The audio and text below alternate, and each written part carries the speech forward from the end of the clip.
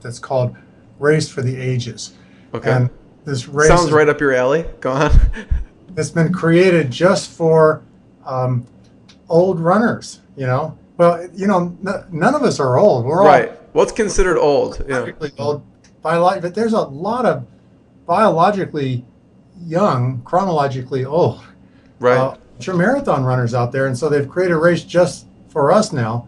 And I've, since I've been in the news a lot and stuff like that, I've been able to arrange for several different film documentary crews to come and actually film the race. Oh, nice. So it's gonna be make a lot of big news, and it's coming up.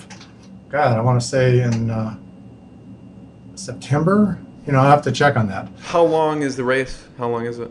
It's weird. You're supposed to run the number of years, the number of miles that equals your age. So I would have to run 63 miles, but I don't think I'd want to stop at that point. That's cake for you, right? That's a piece of cake.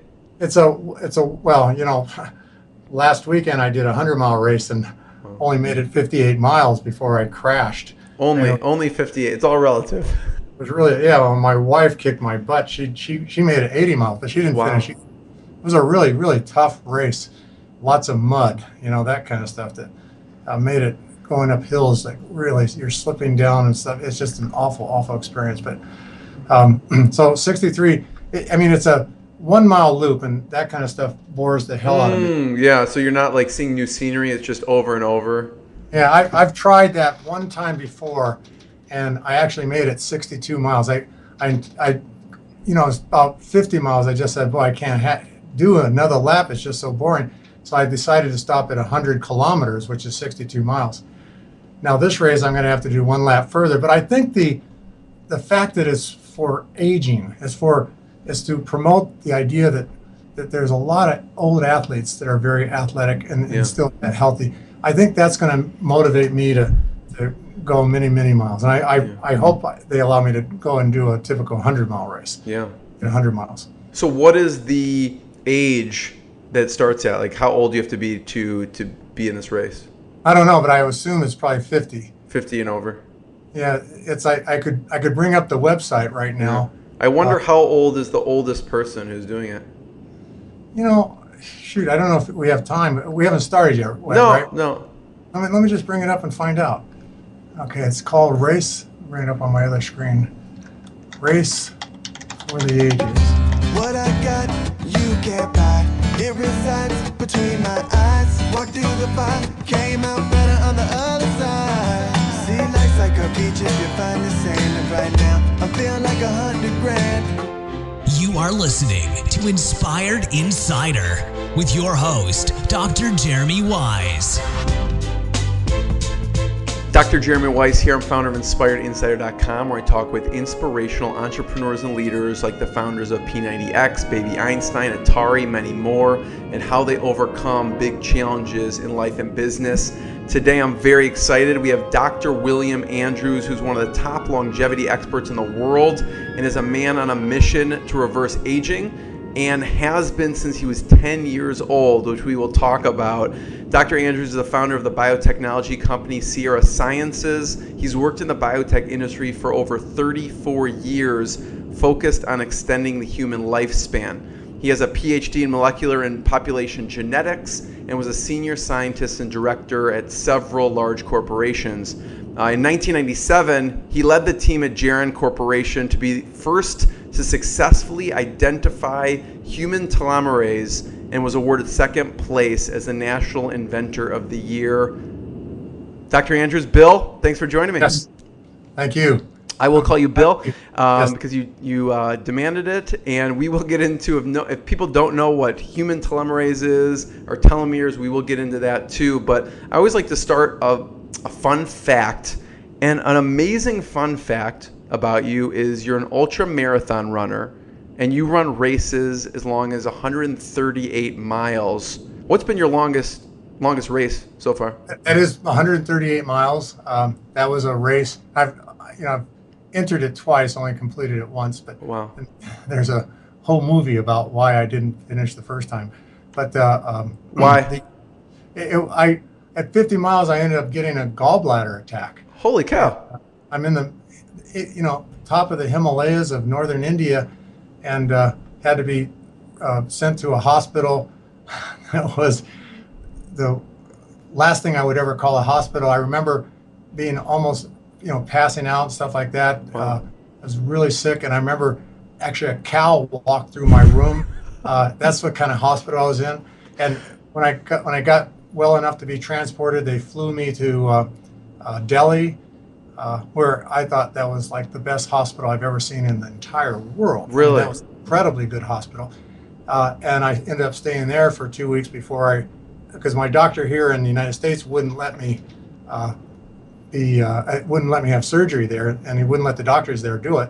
So they waited till I was well enough to fly, and they flew me back to the United States. I went straight to my doctor's office, and he did an exam on me and said, "Get in the hospital fast." And Wow. they took my gallbladder out, and the doctor who took the gallbladder out said, "Boy, it was so bad he didn't understand how I was even conscious." But that ended up happening. Is 50 miles. I knew something was wrong. I was actually like running downhill and suddenly getting really weak. My crew had to pick me up, and I thought maybe I was breathing problems or something like that because of the high altitude. But they finally, I was sitting there in their car while I was waiting to recover from the misery, and all of a sudden it just got really painful. I yelled at them, "Take me to the hospital quick." Wow. So I ended up not finishing that race. But my wife, she actually made it 100 miles in the race. Wow. And then she was told by the race director that I was in the hospital and not doing well. And so she pulled from the race at the time too, to come be with me. But she went back next year and finished the race, and I went back the year after that and finished the race. And it's a really incredible race. Both of us, that's our favorite race in the world. Ignoring the hospitals and stuff.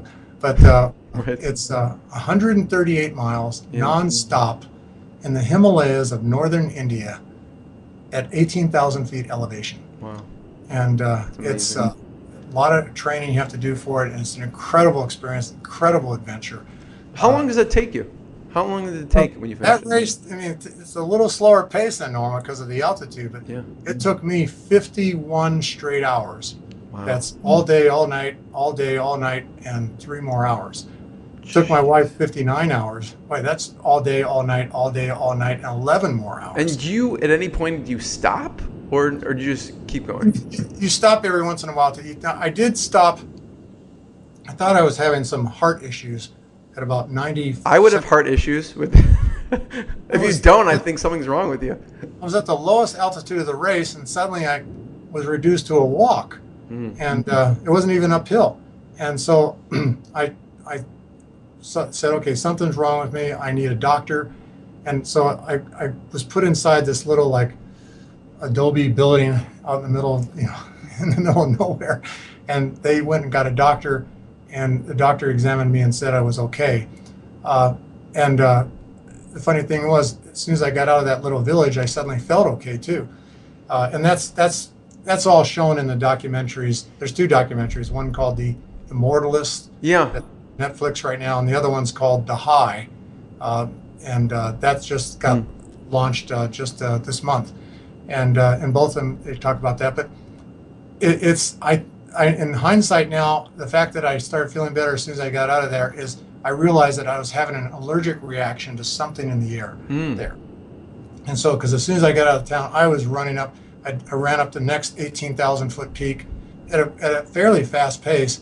And then came back down to the finish line, but so that I did stop that one time, and I would say that my stop was probably an hour. I probably stopped for an hour, and I don't think I ever fell asleep during that time because I was so concerned about my health at the time. But I slept very well after the race. What's your eating and drinking regimen while you're running?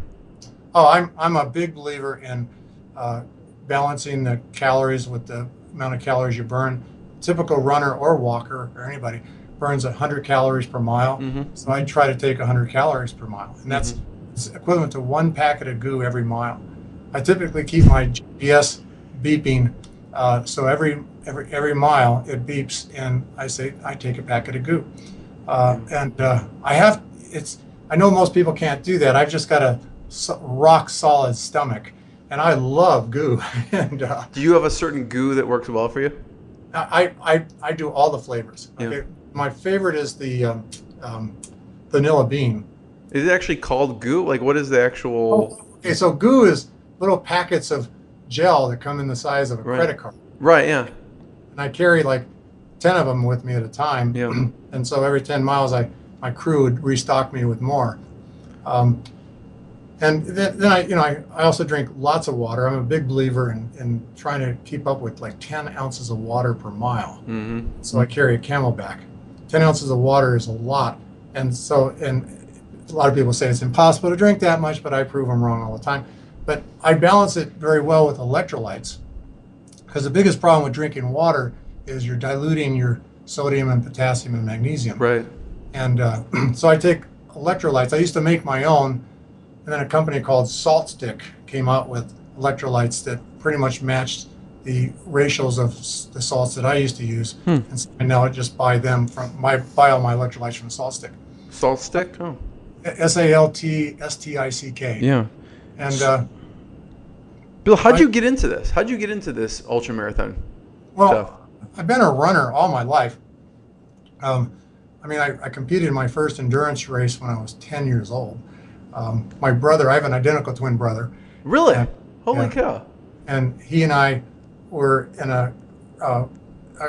some like class or something like that for kids at the Los Angeles Athletic Club.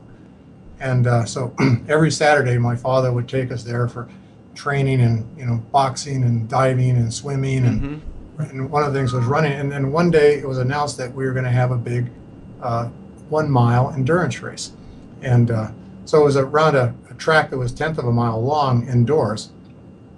And we were all like, "Oh my God, we're going to run a whole mile? That's impossible!" But it was, amazingly, my brother and I lapped third place twice before finishing, and You just had a knack for it. and that's when we discovered that we were endurance runners. And so I've been running endurance, but both my brother and I were always the type that would never stop running. We were really fortunate to have parents that never told us, "Don't run." It's like, so we ran everywhere. And I remember even in high school, I would run to lunch. I would run back to my dorm room. I used to live in a boarding school. I would run everywhere. It just didn't make sense to walk. Have you seen McFarland, the movie McFarland? Oh, yeah. Yeah. But, That's what I picture. Yeah. Yeah. No, there are some people that are natural runners. Now, I was never as fast as those kids in McFarland, but I could always do the distance. Yeah. There was nothing. I remember when I lived in Lake Arrowhead, which is in Southern California. I remember one time my brother and I just said, "Hey, let's go run around Lake Arrowhead," and we found it really simple to do. I don't know how many miles. That was probably like 20 miles or something Wow. like that. That's crazy. But I ran cross country and track in high school and a little bit in college. But even in graduate school, I was doing a lot of running, like marathons and stuff like that on my own. Yeah. Now you are doing the Race for the Ages coming up. Yeah, the Race for the Ages I'm very excited about this race. It's a race for old people. Let's say it's a race for Chronologically old people. Biologically young. Yeah, right. Yeah. Right. And that's where I fit So myself. how in. long is the race? Is that one? It's actually you run the number of miles that your age is. Okay, so I'm 63, so I have to run 63 miles. Yeah. 63 miles is short for me, so I'll probably continue on if they let me, and I'll probably go for 100 miles. Wow. But there's an incredible number of runners in the race. This is going to be this is going to be well publicized. I can't wait for it to come up. It's actually going to be September 2nd, I think, this year, and it's in I can't remember where it is, but I think it's Tennessee. I'll link it up. What's interesting is, and we'll talk about some of the advancements of anti-aging, because I know one of your goals is to run a 7-minute mile when you're 130 years old. So I want to hear about some of the research that's going to get you there. What are you most excited about lately with the advancements of anti-aging? Well, of course, it's the telomere stuff. Yeah. I think there's a lot of things that cause us to age. I like to think of them as sticks of dynamite that are burning inside of us, and each stick of dynamite has the shortest fuse is the most important one, but it's not the only one. And so I think telomeres are the stick of dynamite with the shortest fuse for people that lead healthy lifestyles. Now, smokers and obese people, they have high oxidative stress problems, and so oxidative stress is probably their shortest fuse in the stick of dynamites. And so they just need to get themselves healthy and they could be taking antioxidants will help a bit, but not completely. They got to quit smoking and lose weight to get them back into where telomeres are the shortest fuse. I would say the exciting data is just the recognizing how important telomeres are to our health. There are some products, natural products on the market right now that will, let's say, and I'm going to put it kind of in a weird way, they're going to slow down the rate of your telomere shortening a little bit, but so will antioxidants and anything that antioxidants. Eating well, exercise, that kind of thing. Yeah, and just healthy lifestyle. But the telomere shortening and lengthening is like a tug of war. You've got two teams working at the same time. You've got shorteners pulling, you got lengtheners lengthening.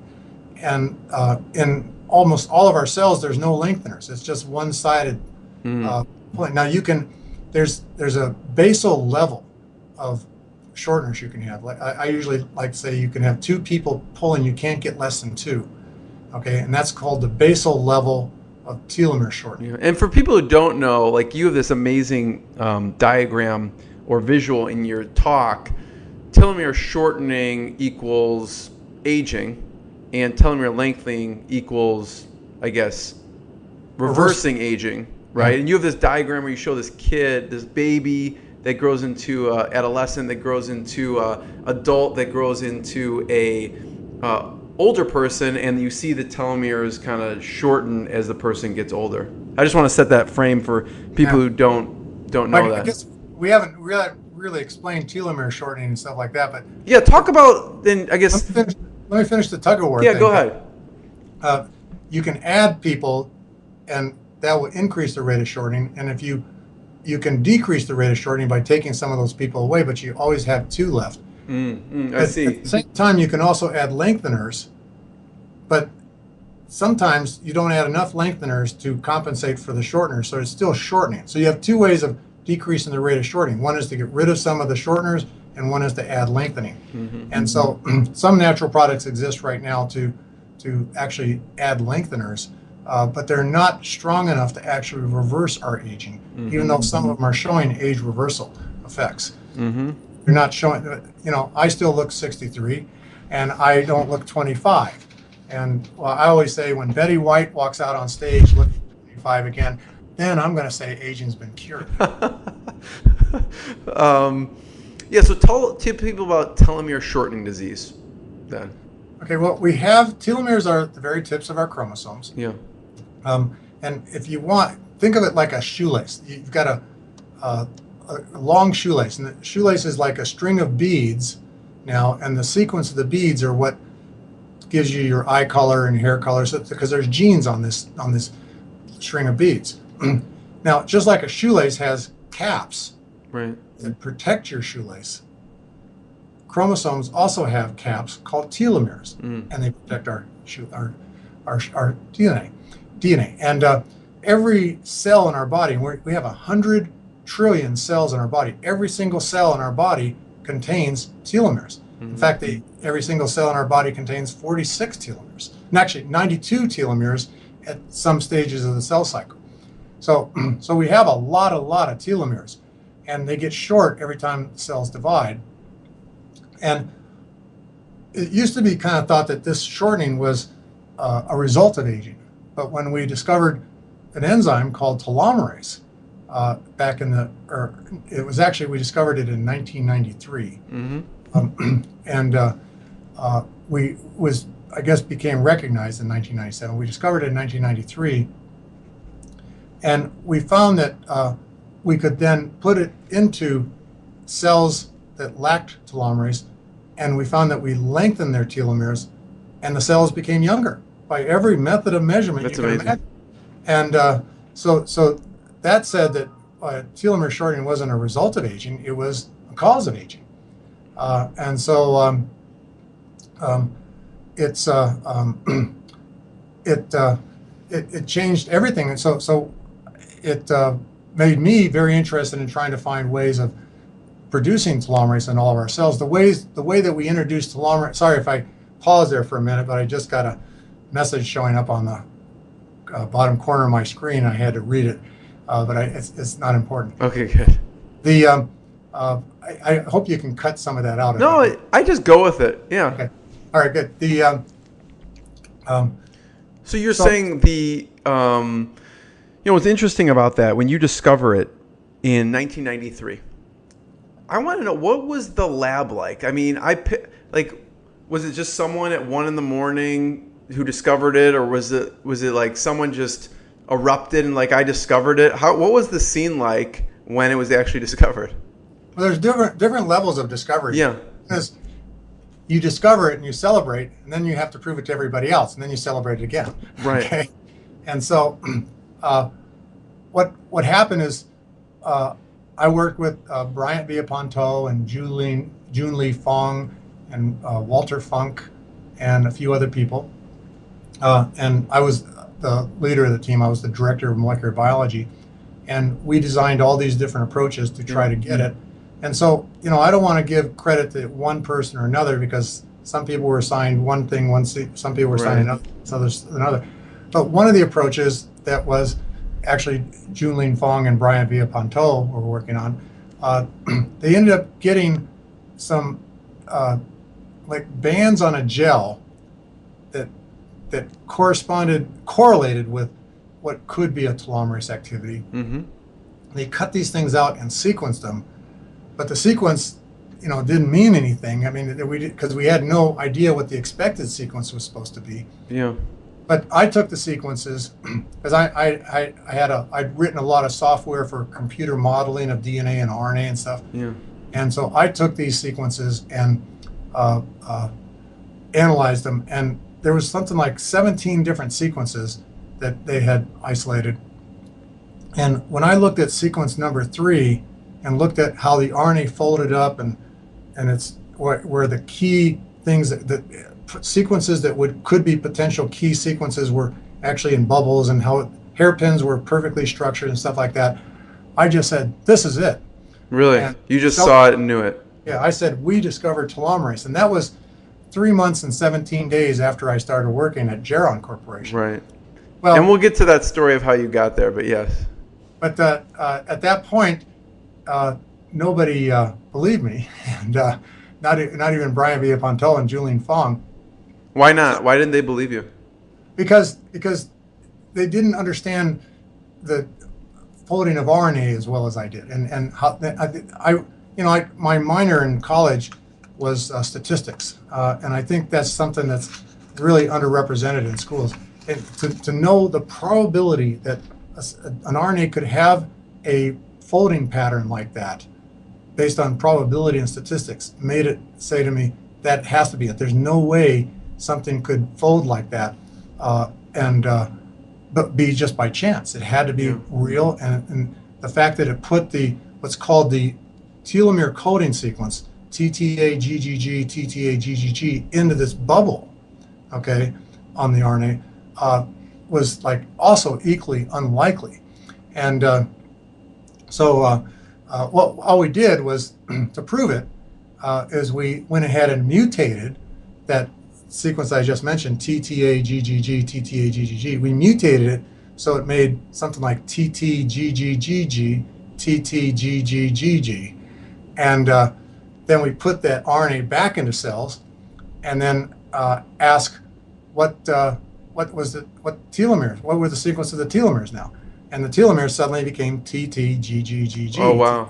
GGG, and that proved it. And the the email that was sent out to everybody announcing that we had really proved it is actually hanging on in my hallway outside my door. I can't remember the date, but it was maybe 2 or 3 months after we had already convinced ourselves, because we didn't do those mutations on any of the other ones. We just did it on one because we were certain. We just wanted to prove beyond a shadow of a doubt to everybody else that we had discovered it. Yeah.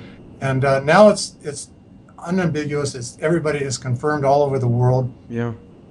Then we discovered the protein component shortly thereafter, because our telomerase is made up of an RNA component and a protein component. And so Bill, let me ask you this. With that, at the time you discover this, what in your mind are the repercussions or advancements that you see at the time? Because now we discovered this. What was next? What did you see was next after you discovered this? well, I saw a cure for aging. Yeah. My goal, my whole reason for going to Geron Corporation was because I was convinced that telomerase, lengthening telomeres, was the cure for aging, and it would reverse aging. How I got to that point is a long story too. Yeah. But well, I'll ask a few questions that will lead us there for sure. I didn't anticipate at the time that it would be a lot more than just a cure for aging. I figured it would reverse a lot of age-related diseases, but I never ever predicted that it would reverse. I mean, it had the strong potential right now of reversing AIDS, which is not typically an age-related disease, but it's now known that the AIDS virus, the way it makes people sick, is by causing accelerated telomere shortening in immune cells. And so if we could keep the telomeres long in immune cells, AIDS patients would probably live normal lives. Now, in the United States, AIDS is well covered. There's lots of medications and stuff like that. But I look forward to the day when we can, airdrop, what do you call that? Parachute down bags and bags full of this stuff for third world countries, where AIDS is just out of control. So that's why you see people living with HIV for so long, and then it hits AIDS, because that's a telomere shortening and becoming so immunocompromised. They don't even know they have AIDS for 2 to 10 years after they get infected, because the AIDS virus doesn't do anything except cause the immune system to age faster. And then when the immune system dies of old age, and that's why you have immune deficiency, it's because the immune system died of old age, then you can't protect yourself against anything. And so people die of everything, including Kaposi sarcoma. So why do some people say you can't call it a disease? Because we all have it. It's normal. It's just crazy. I'm not a semantic expert. I don't know the definition of disease. I don't know the definition of curing a disease. I just know that, I know we're going to get to this later. My father, when I was 10 years old, he suggested to me that when I grow up, I should find the cure for aging. And I never ever thought it would be anything different than a disease and something that you can be cured. I never encountered anybody questioning the fact that I call it a cure or a disease until I actually became public about the research that I'm doing back in 2008. Okay, then I started being bombarded with people from like NIH and what are the other ones? Like the CDC or something, I don't know. No, okay, but yeah, NSF and things like that. I can never remember their names. But I started being told, you can't call this a disease, and you can't cure this. And I was told, we'll never allow you to do clinical studies to cure aging because it's not a disease. Well, I mean, I've stumbled upon a few things that I argue makes it a disease, but I don't really care about the semantics. I always say when we do cure it, everybody's going to call it a disease. So it's just, we just have to focus on. It's a mindset shift. That's why I ask about it, because people think it's normal and it's just inevitable. I'm just amazed at how many people, when I talk to them, they're just like, oh my God, they never even thought of the concept. And it's like they're suddenly like unable to stand. They lose control. It's like, my God, this is like a seventh dimension thing you're talking about. It's just real. And it's like I've been thinking a cure for aging ever since I was 10 years old. I love living. I just want to live as long as I can. And this I spoke at a conference I mentioned before, People Unlimited, and I'll tell you, People Unlimited is something I want to talk about too. Go ahead. Yeah. But first, I spoke at their conference, and let's see, what was I going to say? With People Unlimited, and I asked why you can't call it disease, and people kind of wavering, like it's a seventh dimension thing. Yeah, there was something else I was going to say about that. Oh shoot. Well, the People Unlimited, we can talk about People Unlimited for a second. I'll come back to that. Yeah. Because I remember when I talked to Liz Parrish and I watched her talk at People Unlimited, and they just went. I'm like, you should bring those people wherever you go, because they were just. People Unlimited is the most amazing group of people ever. In fact, here's what they are. They're just a group of people that are convinced that that science and stuff like that will find a way to cure aging. Yeah. And they're already planning on living forever, okay, or living as long as possible. Mm-hmm. So they're practicing great lifestyles. They're not a religious group. They're not a political group.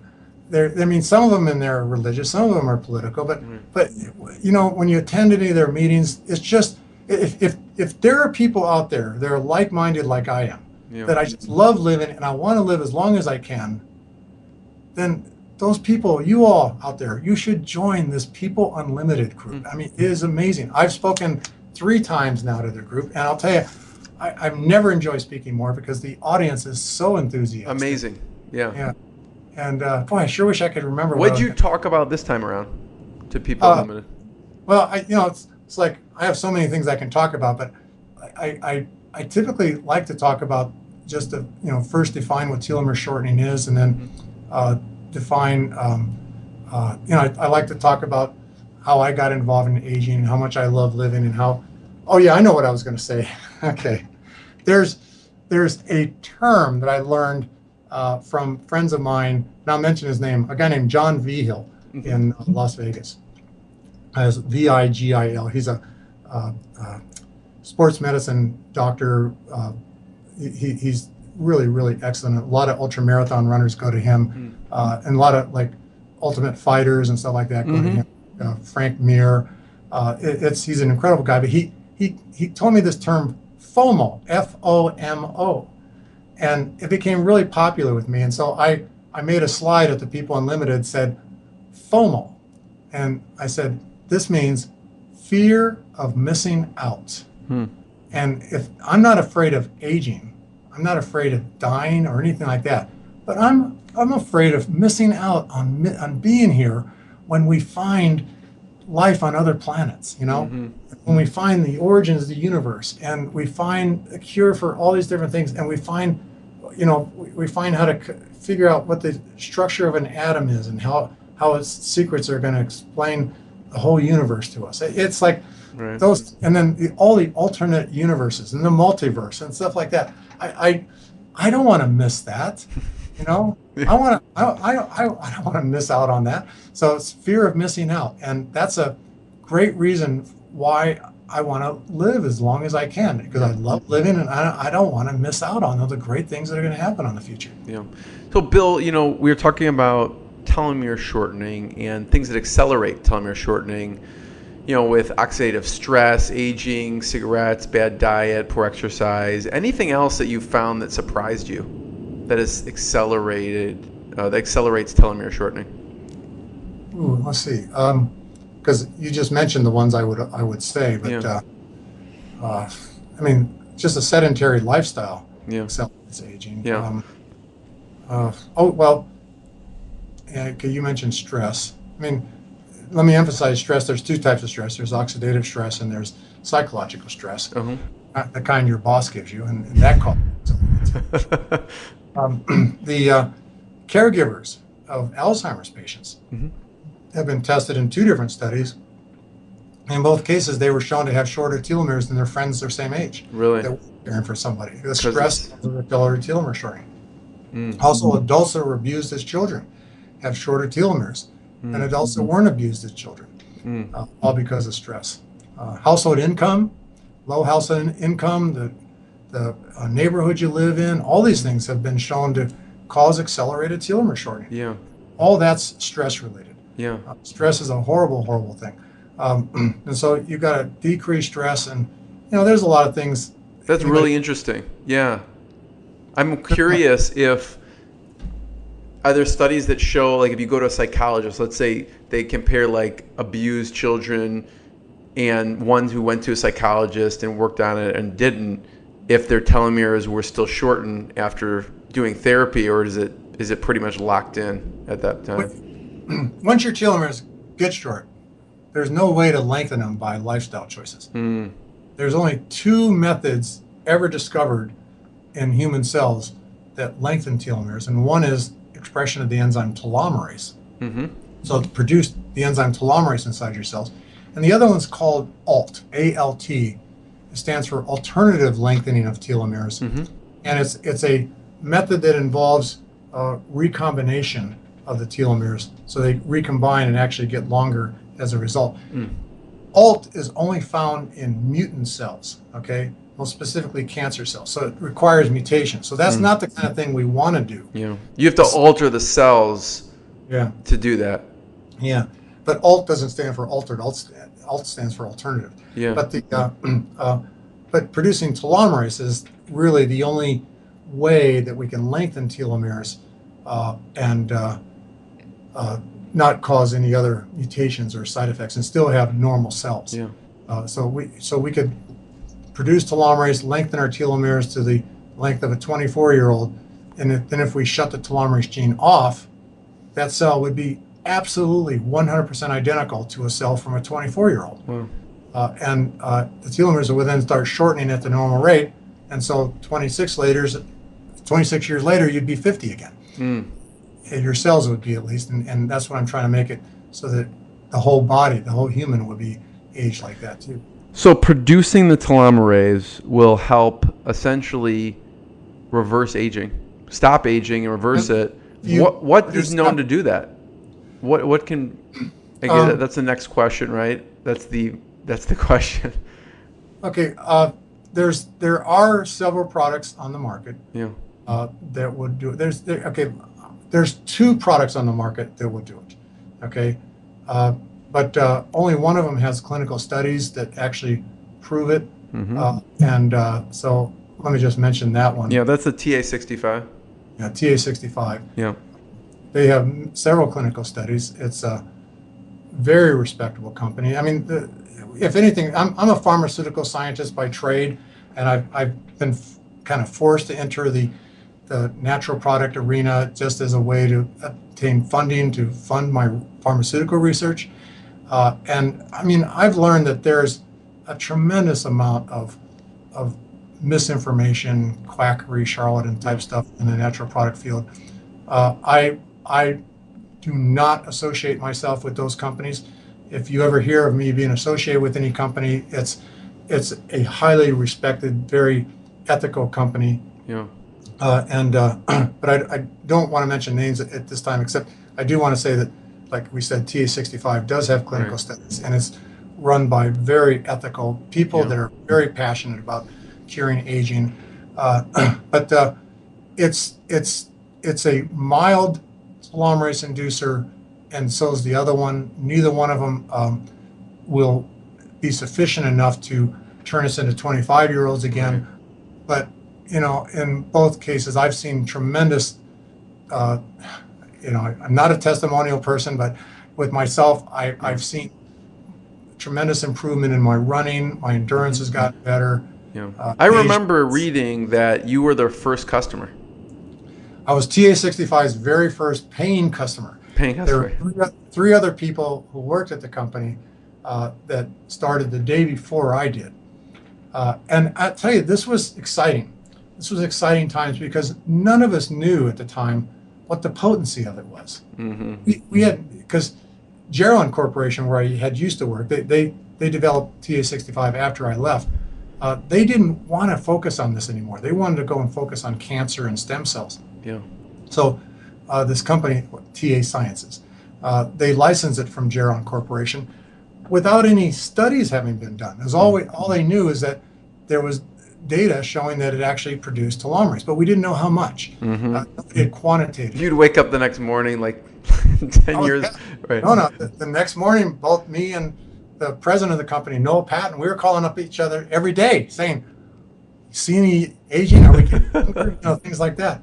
But at the same time, my company, Sierra Sciences, did a lot of studies on TA Sciences, and we did it for free. We were just passionate about finding out if TA65 actually was potent enough to do it. And we found that it wasn't, but we did see, and it's published in clinical studies, we did see some age reversal type of things. And I didn't understand why, when TA65 wasn't potent enough to actually cause our net telomeres, all of our telomeres, to get longer. But we were able to show, in collaboration with a company called LifeLength, LIFE-LENGTH, that measures telomeres in a way different from anybody else. They actually look at the percent of telomeres that are critically short. And we were able to show, and it's published in a clinical study, that TA65 actually lengthened the shortest telomeres. Even though the average telomere length and the long telomere still got shorter, the shortest ones got longer. And so that started entertaining a whole new subject area. Maybe its average telomere length has nothing to do with aging, and it's the percent of telomeres that are critically short that causes us to age. And the age reversal effects that we saw were explained by seeing the shortest telomeres get longer. Now, 12 people were in that study, and 10 out of 12 showed we were able to see that their shortest telomeres got longer. The only two that didn't were the two youngest people in the study that didn't have enough short telomeres to measure to begin with. So I think that's pretty good, solid statistical positive data saying that works. And as a result, we saw immune function improving and a few other things. And so I've been TA65 ever since. I've been, I guess that's not 8 years of taking TA65. Yeah, I remember I was watching an interview with some health professionals. They made a really bold statement talking about TA65, about it's the only something about research out there. And so I'm like, that's a pretty bold statement. So I went and did some research and saw, wow, like TA65 price-wise, like it's not cheap. If you are going to purchase, you can see that there's a $10 supplement of some kind, and then there's a $600 per bottle, which is about TA65. And then I had them send me the research because I was really interested, and I have some background in biochemistry and other things, and I swear I could understand like 20% of what they were talking about because it seemed so complicated from my standpoint. So I can imagine there was just a lot of research that went into some of those studies. Well, I can tell you that the $10 product doesn't really work. Okay. I don't even know what that is, but I'm just comparing prices. It wasn't comparable to it. It was just, you look at supplements in general of this bottle and size, and it's $10 to $15, and this is $600. So it makes you think, okay, what's in this $600 bottle of stuff here? Well, I told you there's another product too, and I take that every day too. So I take them both, I'm just speculating that they might work by different mechanisms of action, and so maybe they're synergistic. But I got to tell you, TA65 is expensive, not because the company that sells it is greedy. Okay, it's actually purified from something called astragalus root down to a single chemical to actually increase its potency. And that purification step is quite expensive. So when people wonder why do they have to pay so much for it, that's why. The company TA Sciences is not a billion-dollar, trillion-dollar company because so many people are taking this thing and they're making tons of money. They're actually spending a lot of money on continuing doing clinical studies and stuff like that. No, I figured there was a good reason, because it's a large differential. So Bill, talk a little bit about, it's interesting to hear what you do on a daily, weekly basis. So you'll take and again, aside from testimonial, but just, curious on what you take. So you take the TA65, and you said you take another one. What else do you take personally that you like? The things that I take are a lot of isogenics products. Mm-hmm. Okay, I'm a big fan of that company. I take something called Product B. Mm-hmm. It's also called isogenesis, which I'm one of the discoverers of, and that's how I've learned so much about the company and have tremendous respect for the company. I also take their shakes, and I'm actually drinking their cleanse right now. If this bottle wasn't so overused, you would see that it says isogenics on the side, but I drink. So what's in that? Just wiped it off. This is, I don't really know. I can look at the bottle and tell you, but it's all natural products. I'm not a natural product expert, but one thing I've learned is that Isogenics is natural product expert, a guy named John Anderson, is the best in the world. The guy is so obsessed with trying to go all over the world, finding the best natural products. And so he comes up with these things, and I just take them on faith, but I think they work tremendously well. We talked about stress before. Several of those products that John Anderson has developed for isogenics, called Ionic Supreme, is one of the world's best things for reducing stress, because it's got things called adaptogens in it. And that's a new word to me. I've never heard of adaptogens before I got involved with natural products. They have something called e-shots.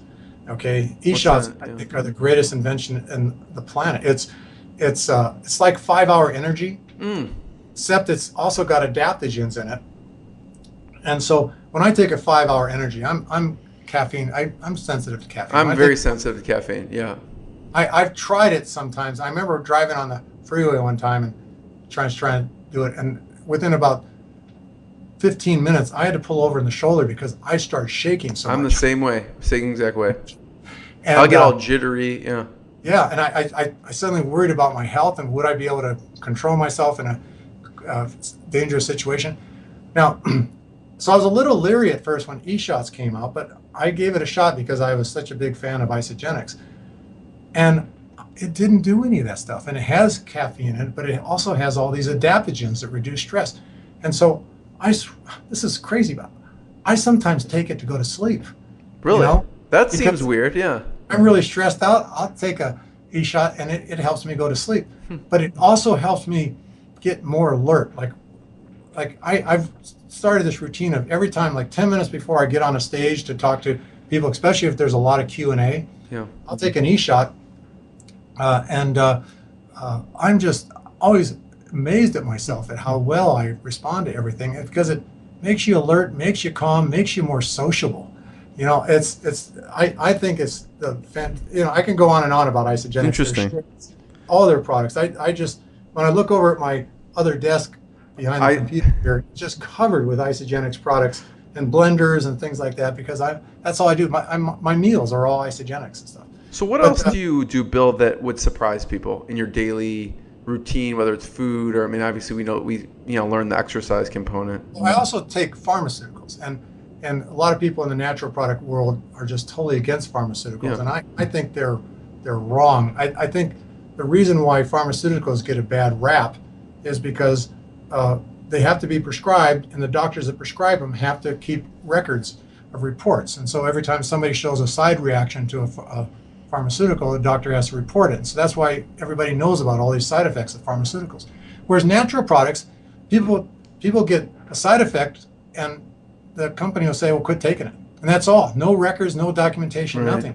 And I personally do a lot of research in pharmaceuticals and natural products here. And some of the most toxic natural products, some of the most toxic chemicals we use for our positive controls in our toxicity assays are natural products that people take every day. What would be an example? I'm not going to mention those. Can you talk about not the company, but like a I'm not saying like it's vitamin C, or what natural product would we be talking about? I can't do that because I'm going to confess that almost every company sells these things. Okay. But you know what? I think I think that's still okay because our body has an ability to deal with toxicity on its own.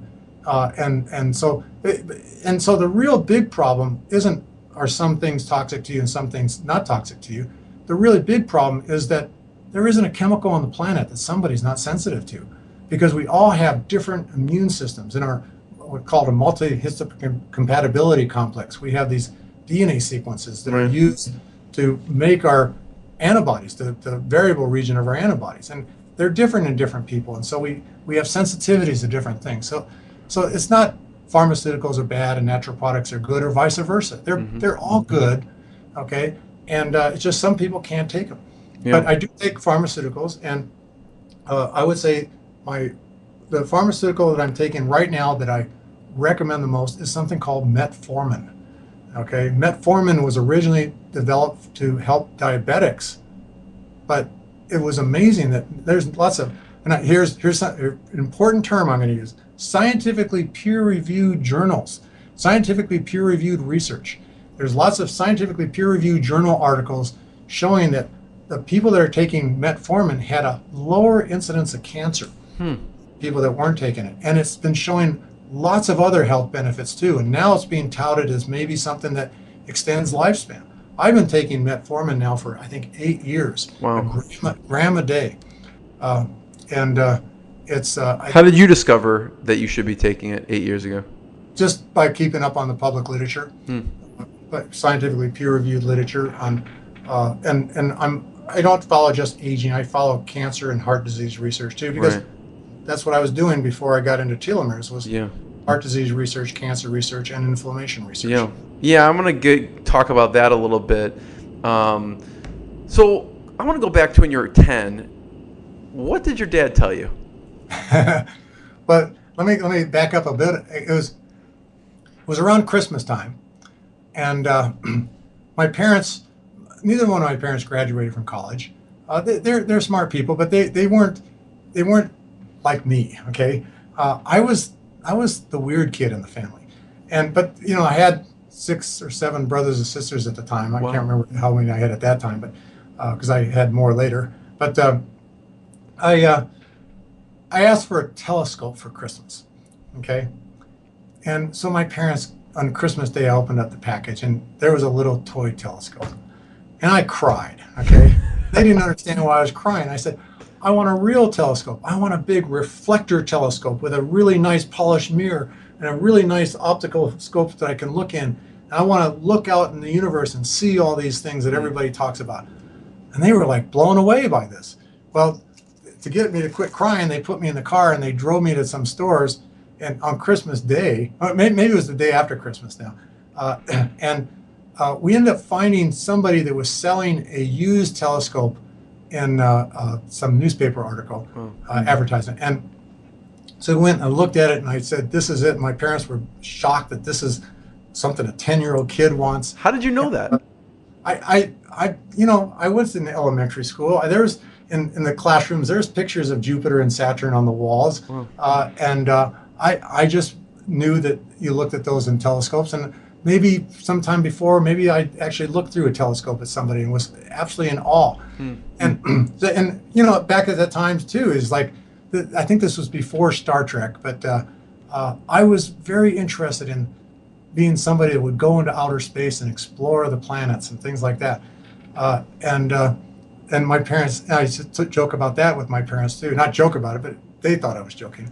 And then, so they got me this telescope, and I took it out in the front lawn, and I'll tell you, I found the moons of Jupiter, I found the rings of Saturn, I found Venus, all these things all by myself, just by looking at every star until I found things. And every time I was running into the house to tell my parents, come out and look, come out and look.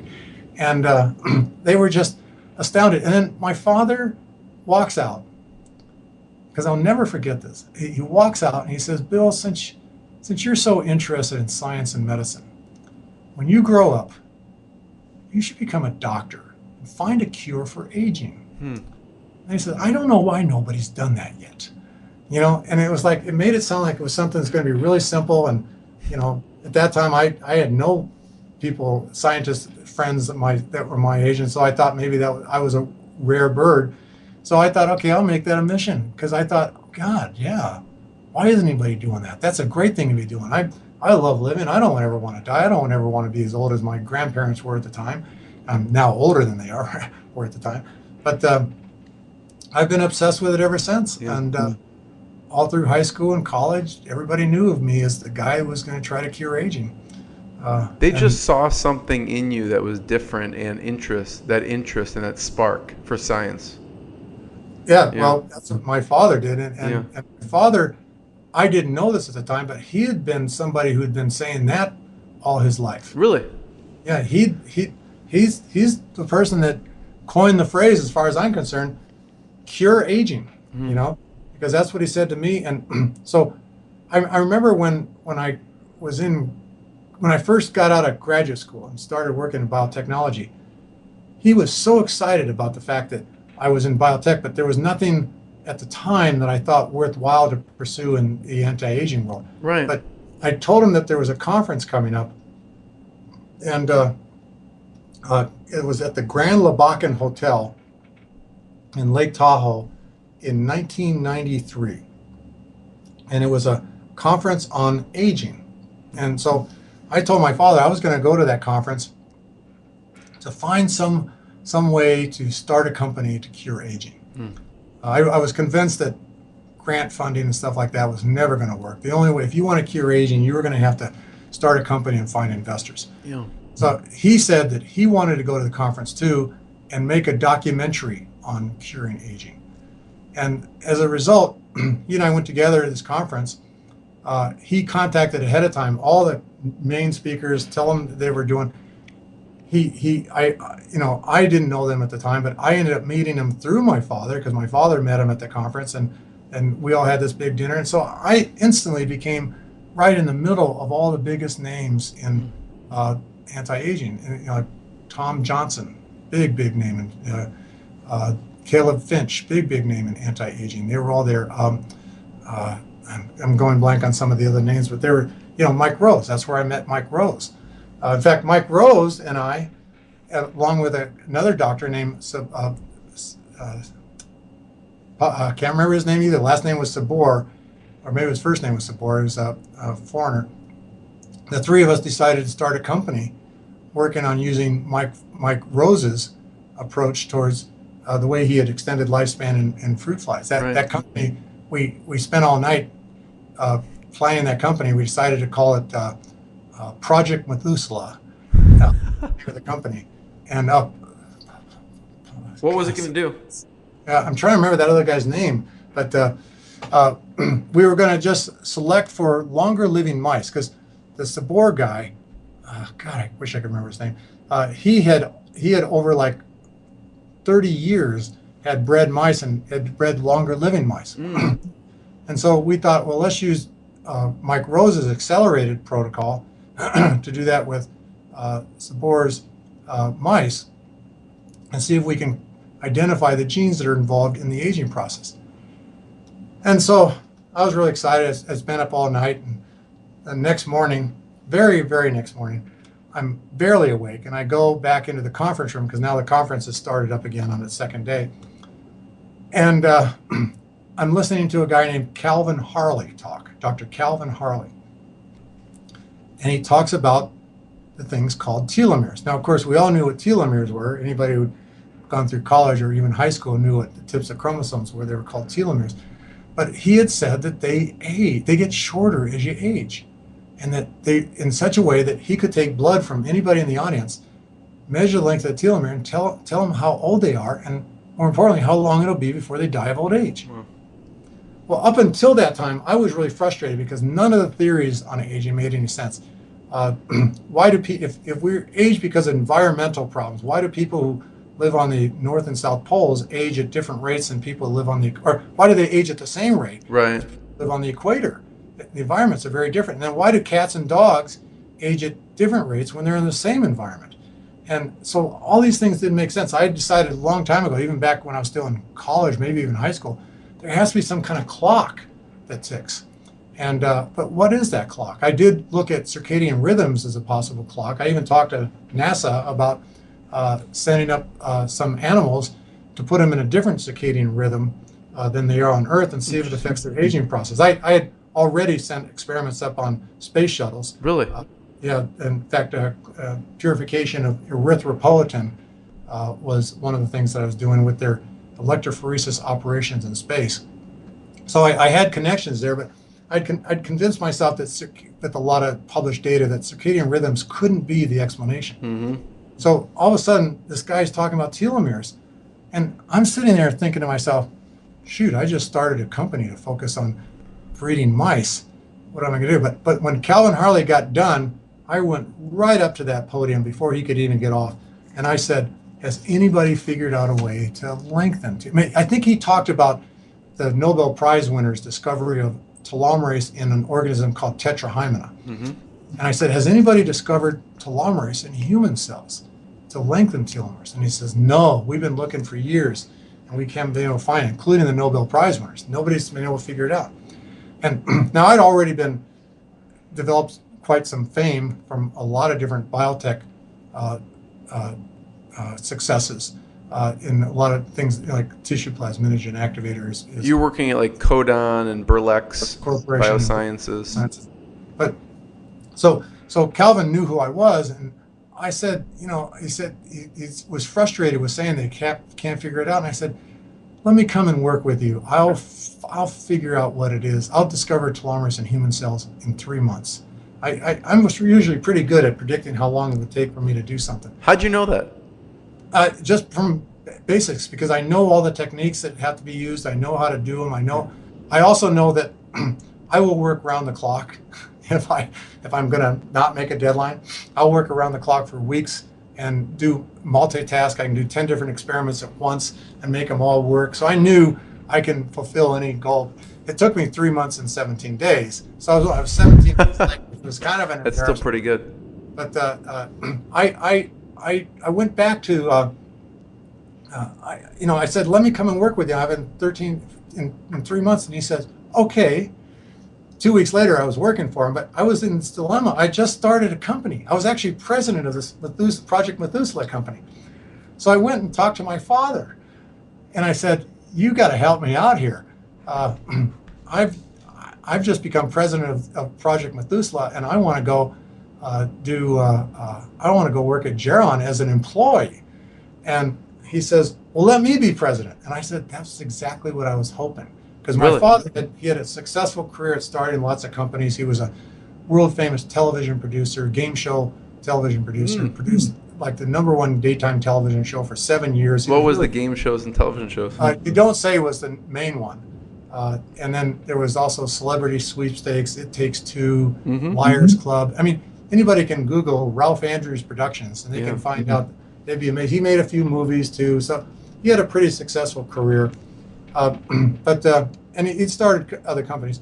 So I took him and introduced him to the guy whose name like Pablo Sabir, something, I want to say it's something like that. But I took him and introduced him to my father, to Mike Rose and stuff. And I said, what would you think about my father being the president instead of me? And they both go, yeah, my feelings were hurt. I thought, whoa, what's going on here? But in fact, he was a much better choice because it didn't make sense for me to be president at the time. I had no business sense whatsoever. I was just a scientist. And so he became president of that company, and they did end up raising $500,000. But, it's just unfortunate. This whole field of anti-aging has been destroyed by all the quacks and charlatans that have been discrediting this field for thousands of years. And it's really hard to make a difference in this field because people don't know who to trust, essentially. Yeah. When I first so I went to Geron, so it didn't make it. It failed after about a year. And I went to work at Geron Corporation 2 weeks later, discovered telomerase, went ahead and showed that when we put it into normal cells, the cells stopped aging. In fact, actually showed every sign of having aging reversed. I also put the antisense into cancer cells and showed that the cancer cells died. And so it was like Geron Corporation had just suddenly discovered the cure for aging and the cure for cancer at the same time. And the investors said, we can't do both. When what's going to give us a higher return on our investment quicker, and they decided on the cancer. And so after 4 years of working at Geron Corporation, I left with Geron's blessing to start Sierra Sciences and focus on trying to find the cure for aging through telomere biology. Yeah, so I want to talk about Sierra Sciences and what the early days look like, but I want you to talk about Geron for a second. What was some of the research and what should people be doing? Because they were doing heavy research and treatments for cancer, right? No, I'm part inventor of 3 of the different things that are in clinical studies right now to cure cancer through telomerase inhibition. Yeah. I'm a big believer in the fact that inhibiting telomerase, or let's say preventing, making it so that telomeres don't get longer, is a good way to get cancer cells to die of old age. The problem that is happening is that when the telomeres get really short, high rates of mutations start occurring. Because remember, like I was talking about the caps on your shoelaces. Right. When the caps get down to practically nothing, the shoelace starts falling apart. The same thing happens to your chromosomes. You can actually see chromosome rearrangements where pieces of chromosomes are broken in 2 and rejoined to different chromosomes. You can see those in the microscope of every cancer patient. Okay, you have cells from every cancer patient, cancer cells from every cancer patient, but not the regular cells. And so what was happening is that and it's been published, like Dr. Rhonda Pinno is somebody that I highly recommend you interview. He's a person who's was highly believed that inducing telomerase would cause cancer, and he now believes the opposite. I'm pretty sure. I mean, he's been able to show that if he induces telomerase just in certain tissues that are high risk of becoming cancer, that'll increase that risk, those cells of being cancer. But that's true for any type of cell. Any type of cell, when you produce telomerase, you're going to increase the chances of that cell surviving. But if you do whole body and increase the telomere length in your immune cells, I think it's actually going to decrease the risk of getting cancer and improve your body's ability to fight cancer. So where was I going? So you were saying there are 2 things that you helped discover at Geron, basically, that helped with cancer. Yeah. Well, the idea was inhibiting telomerase or producing. There's 3 different ways to cure cancer with telomerase that we were working on. One was just directly inhibiting it by an antisense oligo. Okay, and so that's in clinical studies. It's called imeltastat. I call it GRN 163L because that's what we called it when I was still there. Then there's the immune approach, where you induce your body through treatment of dendrocytes to recognize telomerase components, and that your immune system will then kill any telomerase positive cell. And most cancers, if you get a cancer that's big enough to detect, it has solved its immortality problems. Okay, because cells don't get, you can't, like when you take if you take any cells from the body and you allow it to grow, it may be at the best it could get to be the size of a mole, and then the telomeres are too short to allow it to grow any longer. So for a cancer to get bigger than that, it has to solve the immortality problem. It has to solve the telomere shortening problem, either by or by a mutation that induces telomerase, and that'll allow those cells to live longer. But if you so those cells will produce telomerase. So the immune approach, you induce your immune system to recognize those type of cells, and so you can kill the cells that way. And the third approach was to take a toxic virus, a virus that contains a gene that, when expressed inside your cells, will kill those cells. And this has been done now numerous times, but Geron was first. And what you do is you take the promoter for telomerase. The promoter is like the on and off switch, the light switch inside your cells that turn the gene on and off. You take that promoter and you put it so it controls that toxic gene inside that virus DNA. You then infect cells. Now, if you infect a telomerase negative cell, that toxic gene won't be expressed because the regulatory mechanisms for expressing it are missing. Right.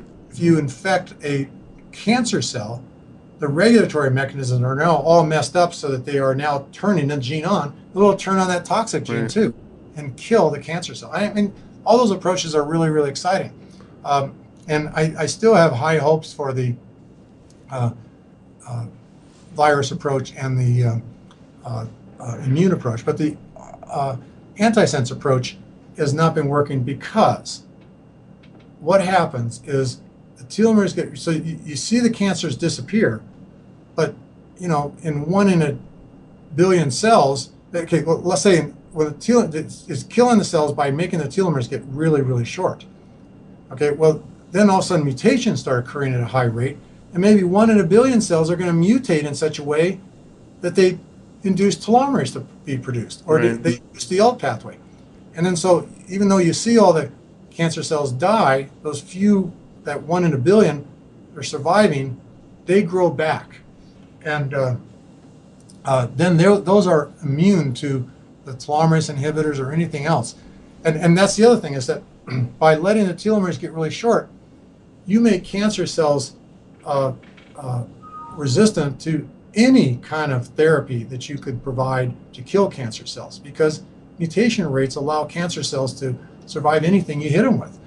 So the trick is to figure out ways now to kill cancer cells and keep telomeres long. Okay, and that's so Geron's got the two approaches. One is the immune approach and the virus approach, and we've come out with two approaches too. Bill, if someone has cancer now and they're listening to this, are these things in clinical trials, or what do you think is something that they should be looking into, or do doctors already know this and are they experimental at this point, or what? Well, I don't know if TA Sciences is doing a clinical study on cancer. I do know that they were quite amazed in their first clinical study at the low incidence of cancer in people that they were looking at that were taking TA65. But the question is, from Geron Corporation, yeah. No, Geron's not looking at that as far as I know, but the clinical studies are needed in that area. Yeah.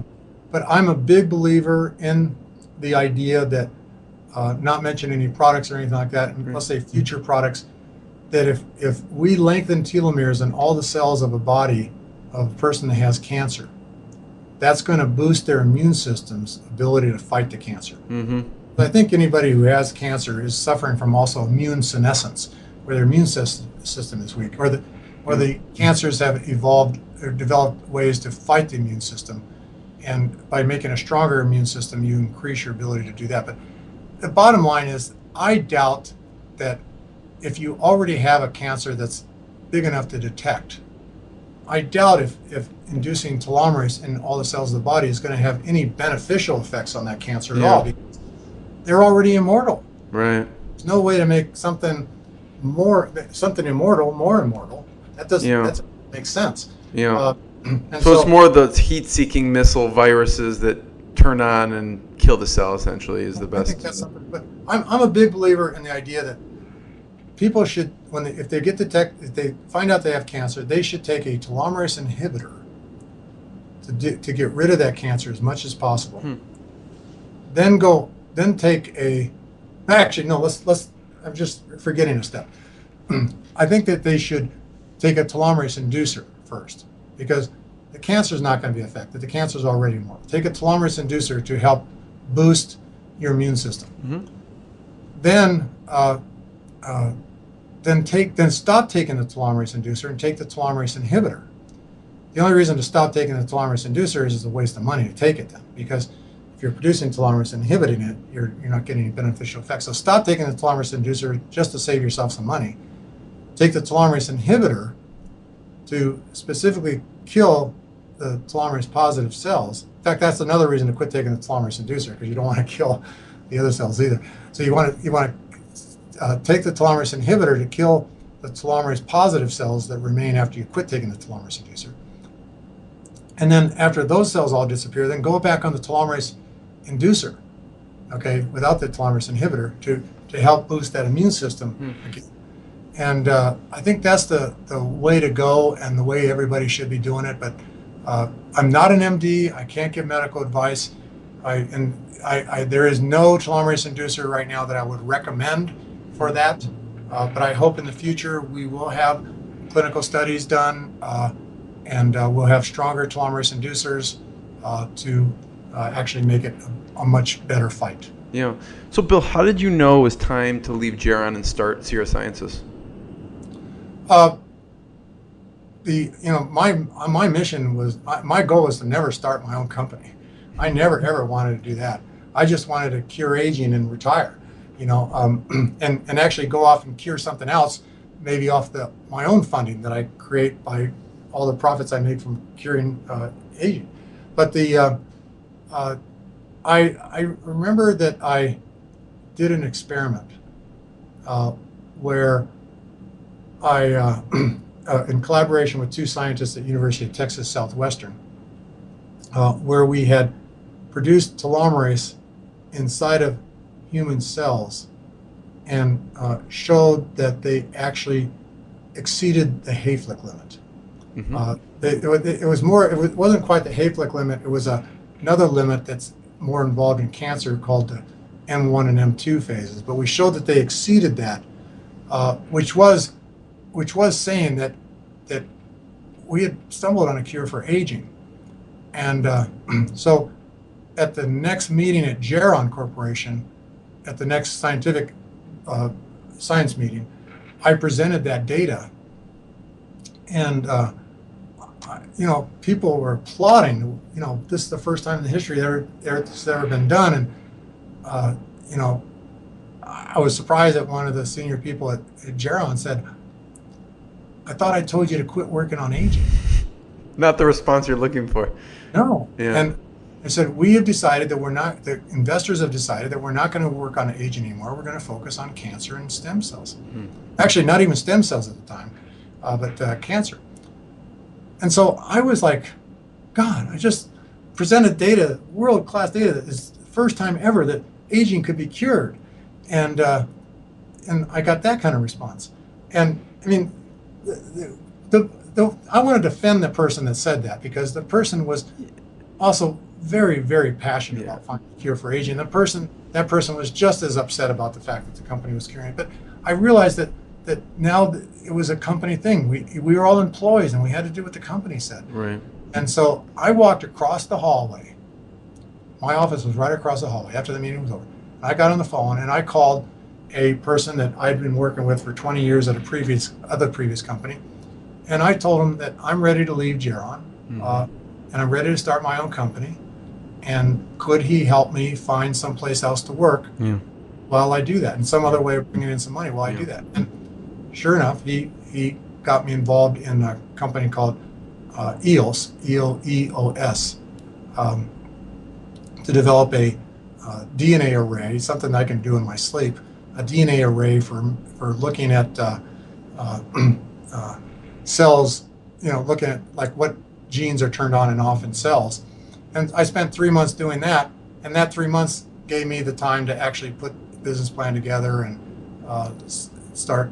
It was originally called Yonder Technologies. I was always fond of people who used to say that aging was the yonder years, okay? And they made it sound nice, the yonder years, so I called it, and I was always fascinated with that word yonder, so I called it Yonder Technologies.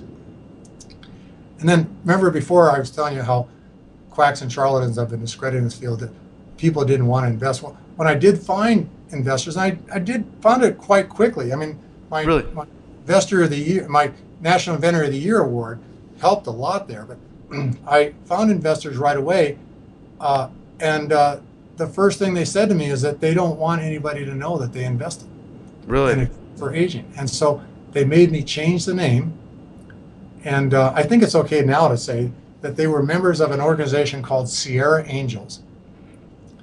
And so I said, well, let's call the company Sierra Sciences. And so that's what we did, and we created Sierra Sciences. And it took until 2008, when the global financial crisis of 2008 hit, that my investors finally said, okay, let's start telling the world what we've been doing. Yeah. And at that time, we'd already made major discoveries that never told anybody about. Now we're telling it all. And sure, I got hit with the quack and charlatan and stuff at first. My whole slogan, cure aging or die trying, came from when I was talking to an investor group, somebody in the back of the audience that really thought this was all quack and charlatan stuff. It was just there to be entertained. He said, so you really think you're going to cure aging? And I just said, without thinking, or die trying. I was so obsessed with it. I said, Right. I'm going to do it or die trying. And everybody started laughing, and I didn't even realize what was so funny. But it became a joke. And after maybe another year or two, we made that our model. It's cure aging or die trying. Yeah. But it was really tough at first. In 2008, I went and spoke to audiences, heavily advertised. There'd be 3 or 4 people in the audience.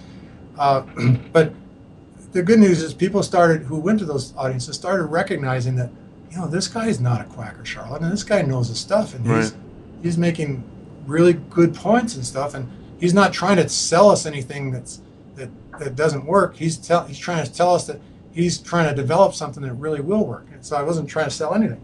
And so my audiences grew and grew, and now I find speakers all over the world quoting my phrases. It's like I think I've coined a lot of the. What are some of your favorite phrases? What is it? I love living. I want to live forever. There's no evolutionary advantage to living longer than it takes to raise your young. The telomerase does not cause cancer. Lack of telomerase causes cancer. All these phrases I've coined, and I want everybody to use them. My goal is to not become well known for the person that cured aging. I want to see aging get cured so I can take the treatment. Right.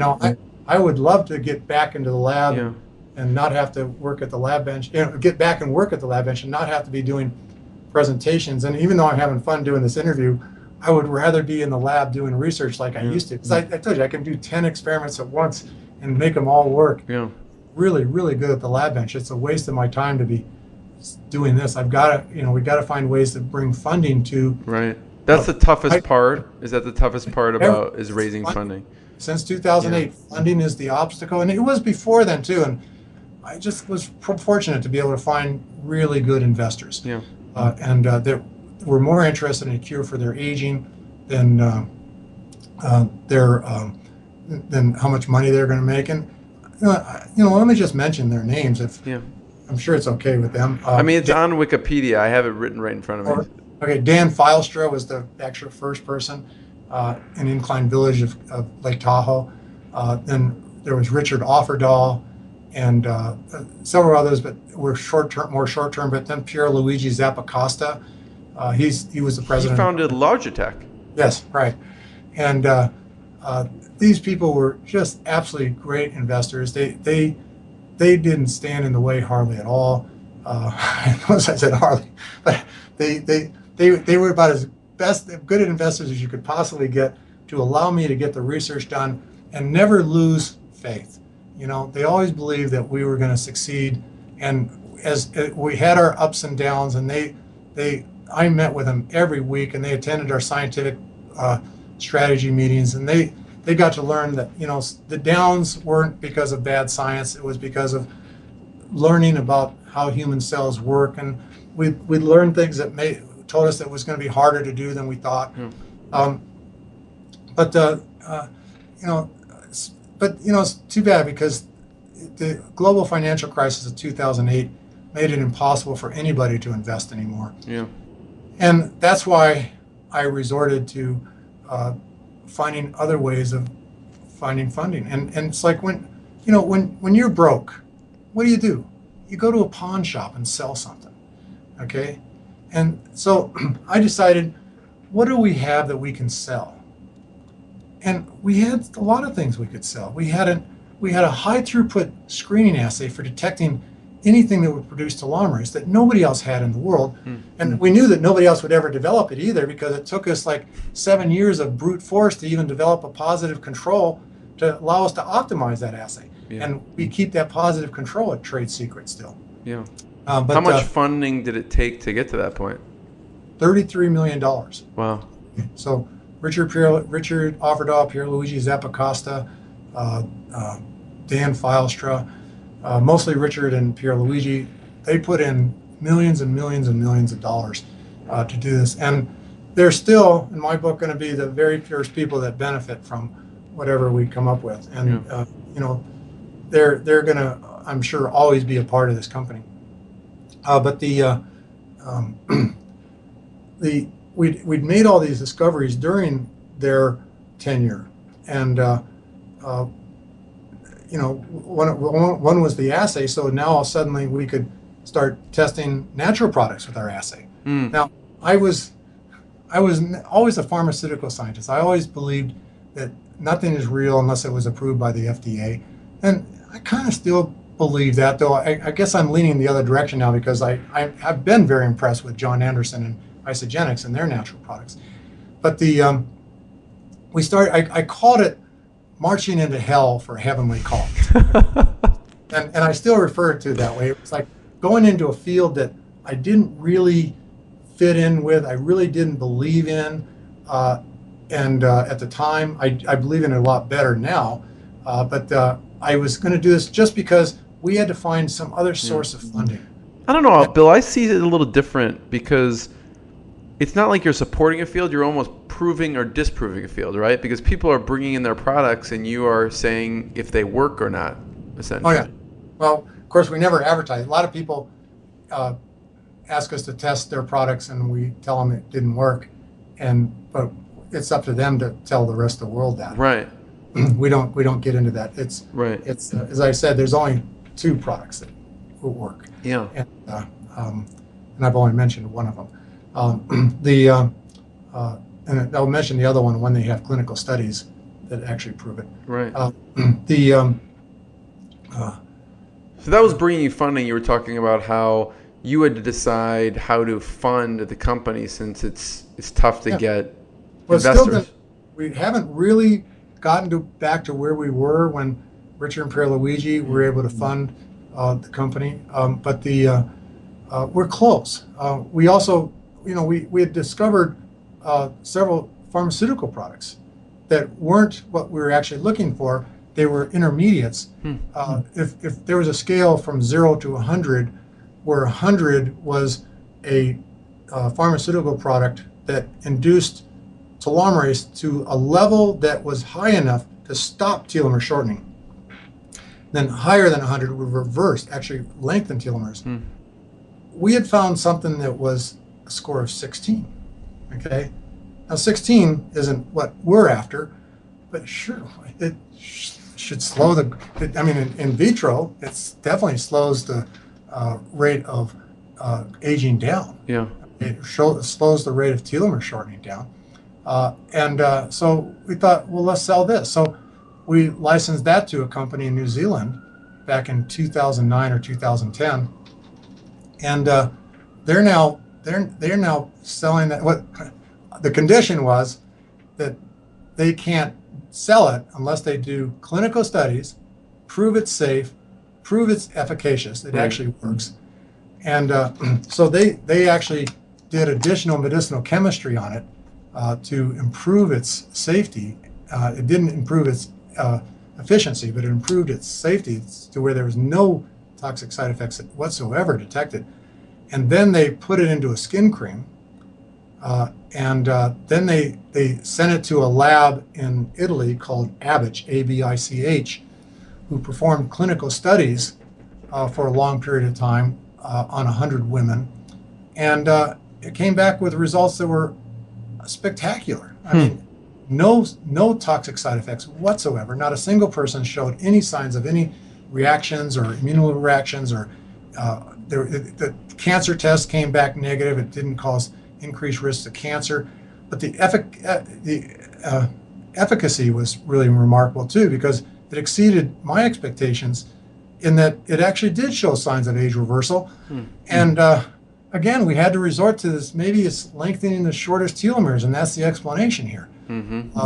But it is not turning people into 25-year-olds again. Yeah. But it is causing wrinkles to disappear. It's causing firmness and elasticity to come back in skin. And I don't want to get into promoting this. I mean, I guess since they've done clinical studies, I can mention their name. It's a product called One Truth 818. It's marketed in Italy, not in New Zealand, in Australia, and hopefully soon in the United States and other places. Yeah. But it's the website for it is www.tam818.com, and TAM is T as in Tom, A as in Apple, M as in Mary.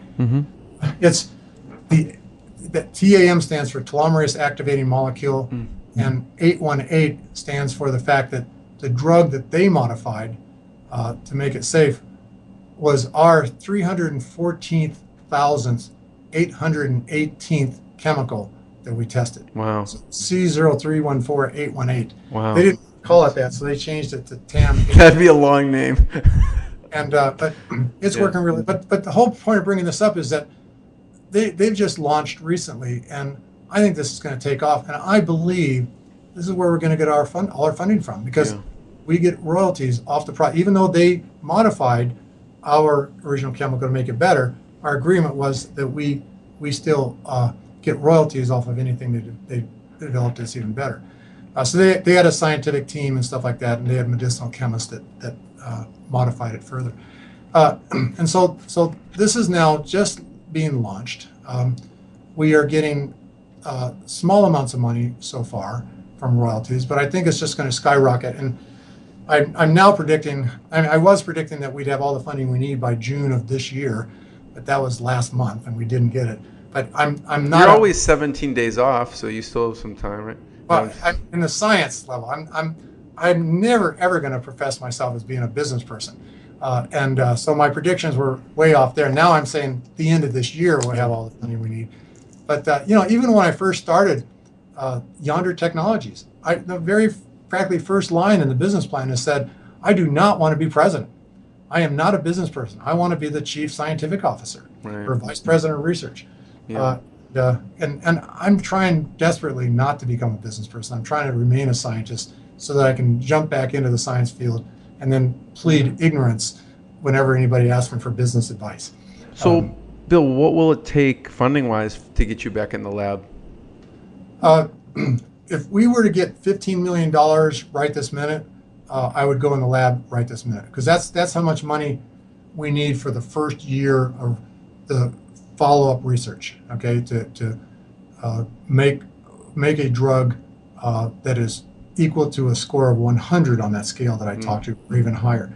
We think from extrapolating from how long it took us to go from like a score of 1 to 2 to 7 to 10 to 16, we extrapolate, it's less than a year before we'd be at 100. Yeah.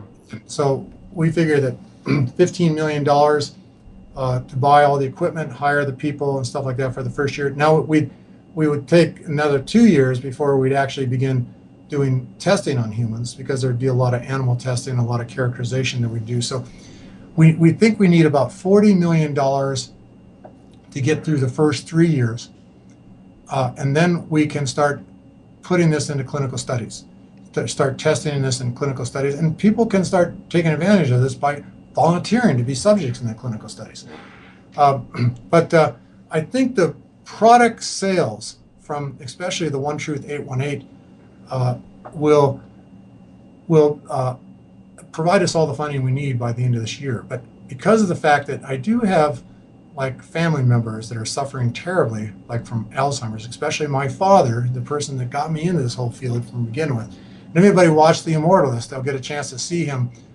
He was early stage of Alzheimer's. In fact, some of those scenes was before we knew he had Alzheimer's. He was diagnosed with Alzheimer's during the filming.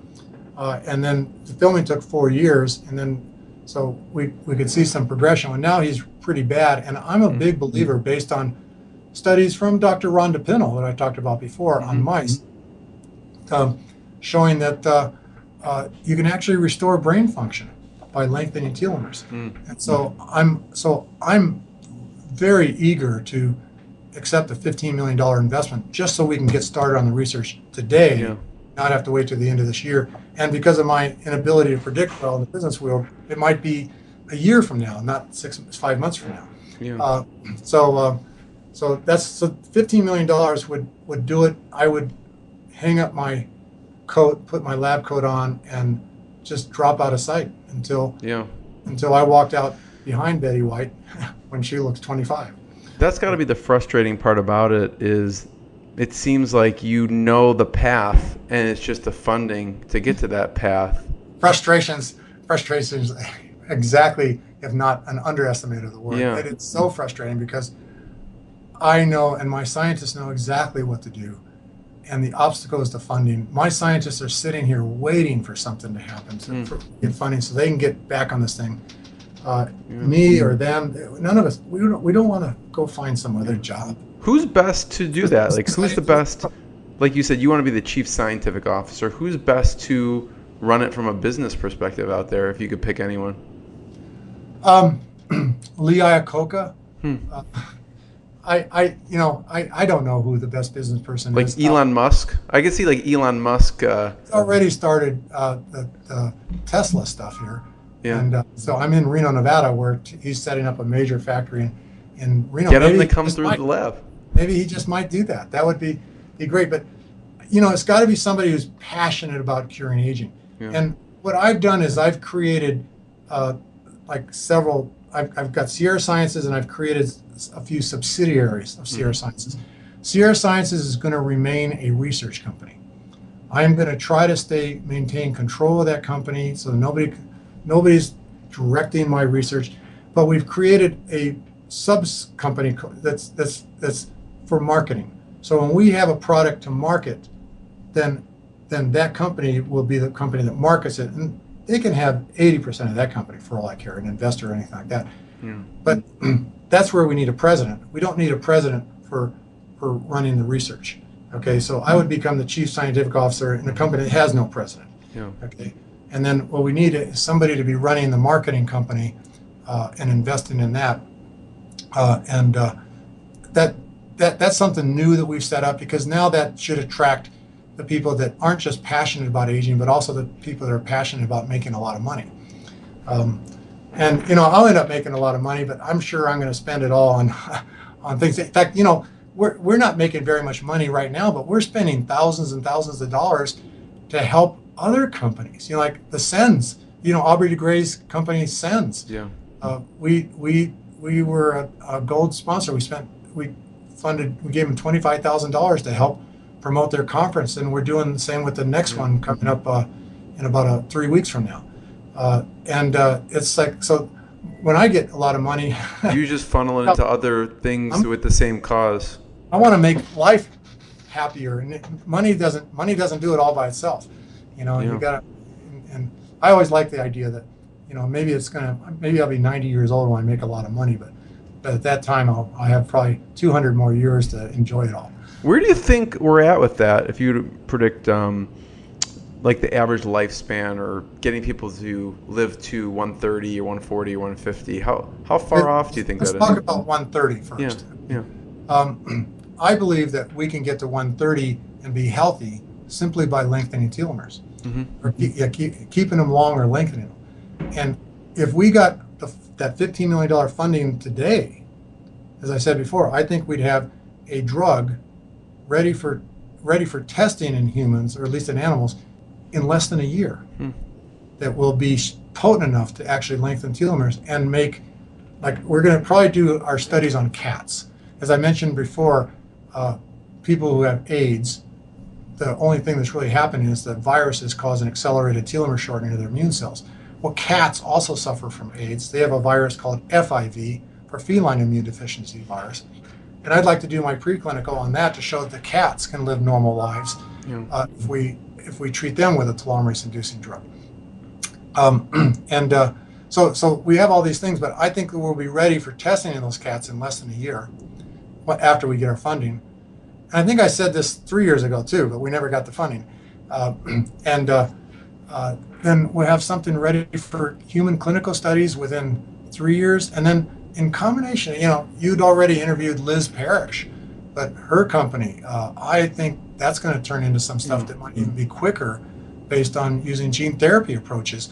Because, gene therapy in the past has been kind of a dangerous thing to do. The technique itself puts you at risk of increasing your cancer risk. I think there was a bubble boy study, clinical study done on something like 7 boys that were suffering from the bubble boy disease. I think it's like 5 of them ended up getting cancer just from the therapy. Wow. And dying. And so gene therapy has some hurdles to go through, but I think there's a new virus out that is actually solving these hurdles, and that's called adeno-associated virus. And there's actually some like close to 200 clinical studies underway right now using that virus to treat various diseases. Just none of them are doing telomerase. But so it's less likely to cause mutation, is that why? yeah, because of the fact that it does not integrate itself into the chromosome. Whereas all other viruses integrate themselves into the chromosome as part of the life cycle, and the integration event can cause cancer. I mean, if you integrate the virus into a gene that actually protects you against cancer, well, you suddenly lost that protection. Yeah. Because that gene got destroyed. And or at least decreases your chances that work, because you do have 2 copies of every gene. So I think Liz Parrish might come up with something even sooner. Unfortunately, the cost of what Liz Parrish is going to do is going to make it so it's probably not affordable, almost certainly not affordable to everybody. And so that's why I like the idea of a pill. Yeah. And, one of the reasons why pharmaceutical drugs are so expensive isn't because the drug is expensive. Yeah. The research is crazy. No, it's because of all the marketing, the advertising, the getting doctors their share of the profits and things like that. That's where all the money comes in. And so I believe that when, as I said before, when Betty White walks out on stage and looks 25, there's not going to be any need for any marketing, And so I want whatever I develop to be something that everybody can take and very, very cheaply. Yeah. I don't want to hear anybody can't afford to take what I want to develop. Yeah. And that was Liz's sentiment too, which is, yes, right now it's expensive or whatever. She said it was like $100,000 per shot or whatever it was. And I think closer to one more digit. Well, I mean, if you need multiple ones, obviously it will be like $1 million or, it will come out to that. It's going to be like one shot will cost $1 million. Oh, really? Holy cow. Yeah. But she was in the sentiments of, she wants it to be free for everyone, essentially, and a plan to the government to roll it out. And so she's very passionate about children. She wants to see all children be healthy. Yeah. So that's her focus. And she wants to see herself, and just like I want to see myself get benefit. Her focus is to make a lot of money. Yeah. She wants to see a better world. Yeah. But, Well, what else has been the toughest part, Bill, that you see besides funding for Sierra Sciences and getting to the next level?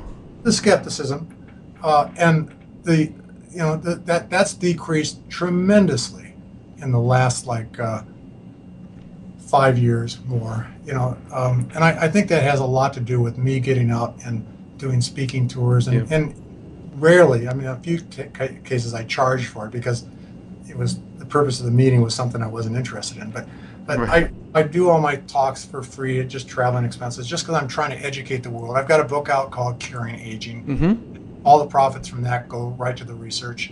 And the movies that are out right now, like The Immortalist and The High, I think are going to help promote this research. Mm-hmm. But and I think through all that, people have been looking at me and saying, that I'm not an example of a quack or charlatan. Right. It sound like I'm really serious about doing this. And so I think that's decreased skepticism a lot. And then the other thing is that a lot of people used to believe that telomerase would cause cancer. And this is, remember I mentioned that back in the early days, in the early 1990s, when I led the research, I don't want to say I did it all by myself, because Bryant B. Pontola, Walter Funk, and Junlin Fong played a tremendously big role in discovering telomerase. But we put the antisense into cells and showed that it killed, by inhibiting telomerase, it killed cancer cells. A lot of people started saying, well, if inhibiting telomerase kills cancer cells, then telomerase must be the cause of the cancer. And that's been misguided. I haven't done a lot of effort, put a lot of effort into trying to prove them wrong until lately. I've just been doing this, and I've been very effective at doing this. Almost every audience I speak to, when I get done explaining it, I explain that it's short telomeres that cause cancer. It's the rearrangements of the chromosomes, all the mutations that you get. Lengthening telomeres, keeping them long, doesn't cause cancer. And cancer cells that are at least detectable cancer cells are already immortal, and so telomerase isn't going to do that. And I go through spend about 10 minutes just talking about all these things, and I'm just amazed at how many scientists come up to me, like even at the People Unlimited, there were scientists in the audience that actually were big believers that telomerase would cause cancer, and they came up to me afterwards and said, "Holy man, why does everybody think telomerase is going to cause cancer? That's really, I give a really good logical argument as to why it's only going to decrease the risk of cancer and increase our body's ability to fight it." But that's been a big obstacle, is belief that telomerase is going to cause cancer. And now there's hundreds and hundreds, especially in the last 5 years, hundreds and hundreds of papers that have been published showing that short telomeres and lack of telomerase causes cancer. And not a single paper that says that telomerase and long telomeres cause cancer. Bill, who would you say who are your mentors? My mentors, I'm going to go, nobody ever asked me that question, but I'm going to say Scott McLeod. He was the headmaster at my high school. Okay, he was somebody. Sanderson Smith. He was the math teacher at my high school that really made me into who I am. These people played big roles, and it wasn't scientists that mentored me, because I'm not a big believer in the fact that everybody knows how to do science, but it was people teaching me how to logically evaluate things, do statistics, and then another very important person that I'm just going blank on his name here, but a guy with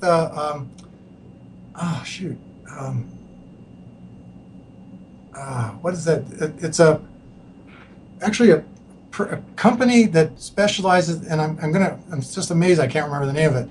I remember his first name is Bill, just like mine. I'm going blank on his last name, but it's companies that help you become better public speakers and help you run a business and how to do well, be successful. Who's the company that says win people over to your way of thinking? I don't know. I'll look it up though. I want to say Murray or something like that, but yeah, that person just played a tremendously great role, and if I ever win a Nobel Prize or anything, those are the people that I'm going to mention. I'm going to make certain I have their names written down so I don't forget them. But I'm really sorry I can't remember. No, I mean, there's the Dale Carnegie Institute comes up when I put that in, but nothing. Dale Carnegie, that's it. Okay. Dale Carnegie, and it's Bill Kofed of Dale Carnegie. Okay. I took classes with him back in I want to say the late 80s and early 90s, and the guy just had answers to every question about managing scientists and managing people and being able to get in front of audiences and speak. And I mean, to this day, I follow the lessons I learned from him. It's not so much memorizing his lessons. It was more learning the concepts and saying, hey, that makes sense. And then once you learn a concept and you say, oh, that makes sense, you never forget it. It's not like you have to remember a concept. Right. I mean, it's and so he presented things in such a great way. And I'm going to, Dale Carnegie won't like this, but I did take some classes with some other instructors, and they were nowhere near as good as Bill Kofed was. And it was something about him. Something about him just made me into a better person, and I will be forever in his debt. And the same goes for Scott McLeod and Sanderson Smith. So what do you remember back from what you learned from Dale Carnegie and Bill Kofed? Because it sounded like you took it because you wanted to, for leadership purposes, because you're heading teams of scientists? Yes. How to manage people, how to take into account. One thing maybe he never said, but I learned from listening to him, is that you're never king, okay? You always report to your employees, Right. okay? Even like right now, I own 100% of my company. But I still feel like I better do everything my employees want because I don't want to lose them, okay? They're very talented people and they're the best there is. And I would be devastated if I lost any of them. And so I make certain that I serve them to the best of my ability. You know, it's like teaching people how to reward. I mean, it's not so important to always say thank you as much as it is important to say good job. Okay, it's because sometimes thank you is an insult. Because if somebody does some really great work because they're very passionate about it, and you say thank you for doing it, then it comes across as they did it for you. Right. And so you don't say thank you all the time. Sometimes you say thank you. Thank you is very important to say, but sometimes it's best when you detect that here's a person that did it really because they're just passionate about what they're doing. You say good job. Yeah. You know? It's an appreciation. Yeah. And it's just there's memory techniques that I learned, like 1 run, 2 zoo, 3 tree, 4 door, 5 hive. It's something that Dale Carnegie taught me.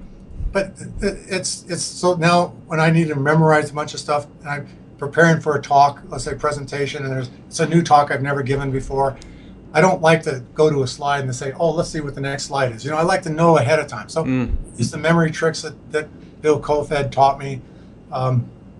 But he also taught me how to get up in front of an audience and speak and to focus on, make certain the audience is a better audience after you leave than they were before.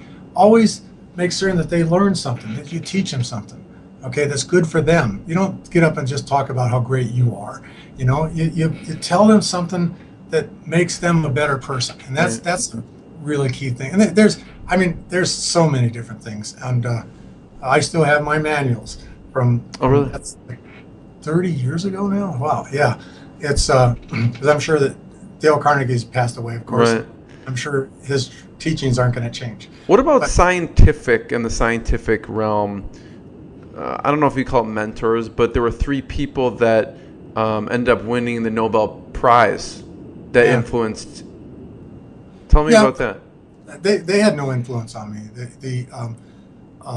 I got into the field because they had been unsuccessful at discovering human telomerase,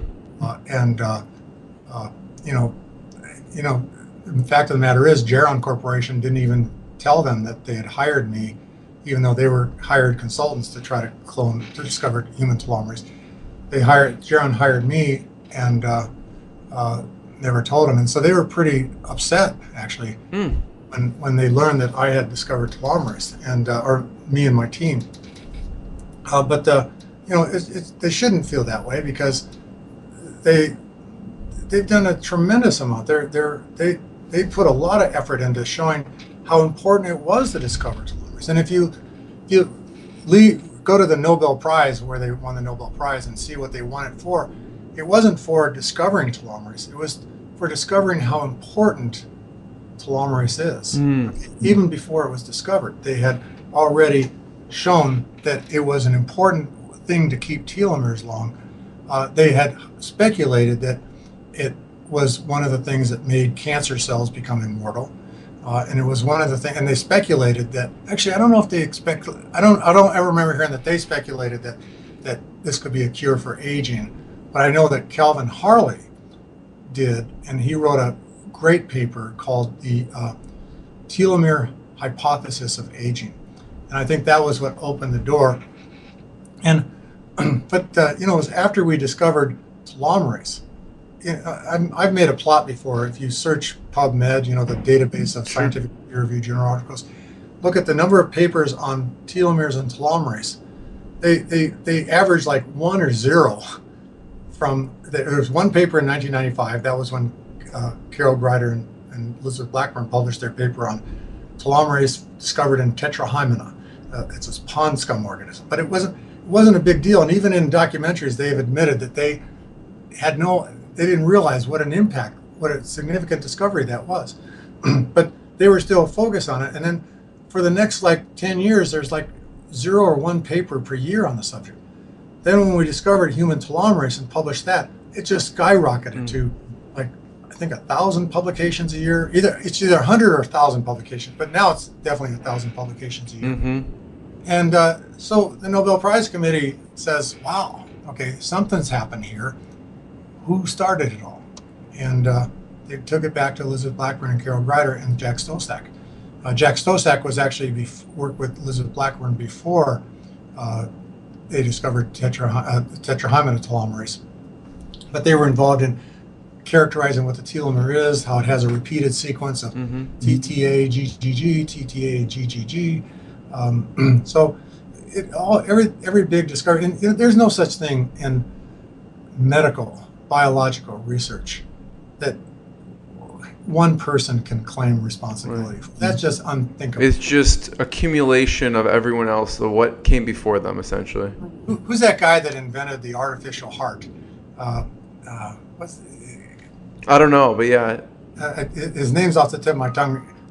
But he got a lot of publicity, but everybody forgot about all the people that did all the animal research on creating artificial hearts in animals and stuff like that, doing all kinds of study for years and years beforehand.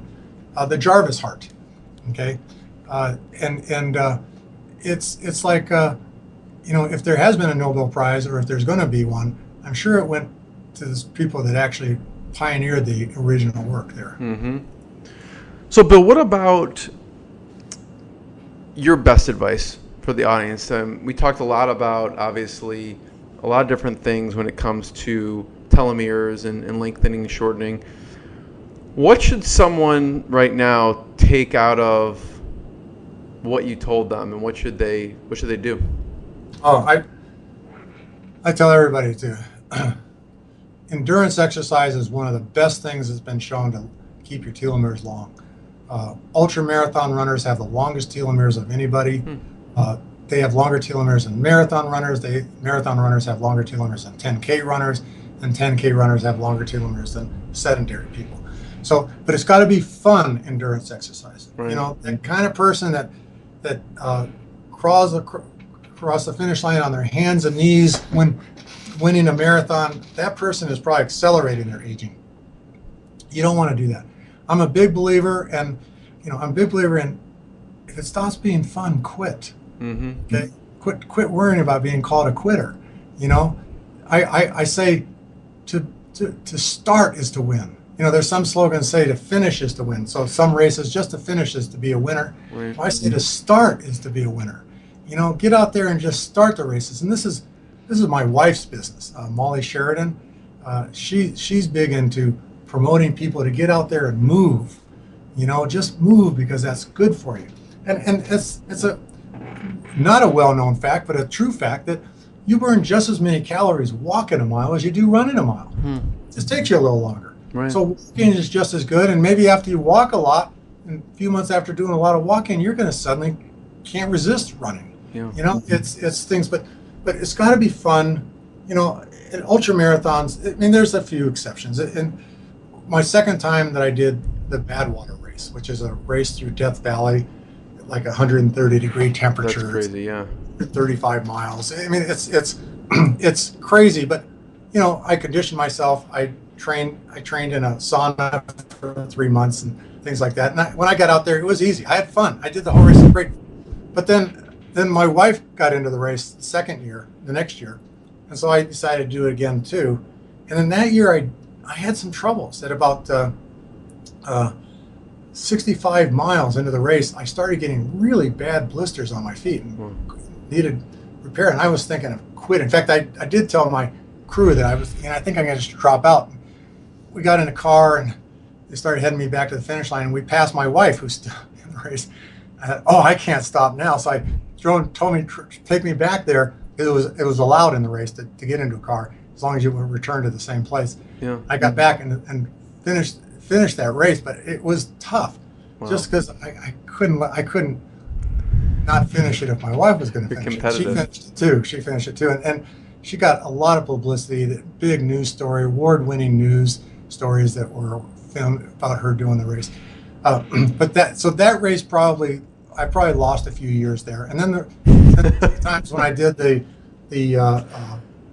race called the High, the one we were talking about, 138 miles in the Himalayas, I pushed it there too beyond what I should have done, and that probably took a few years off my life.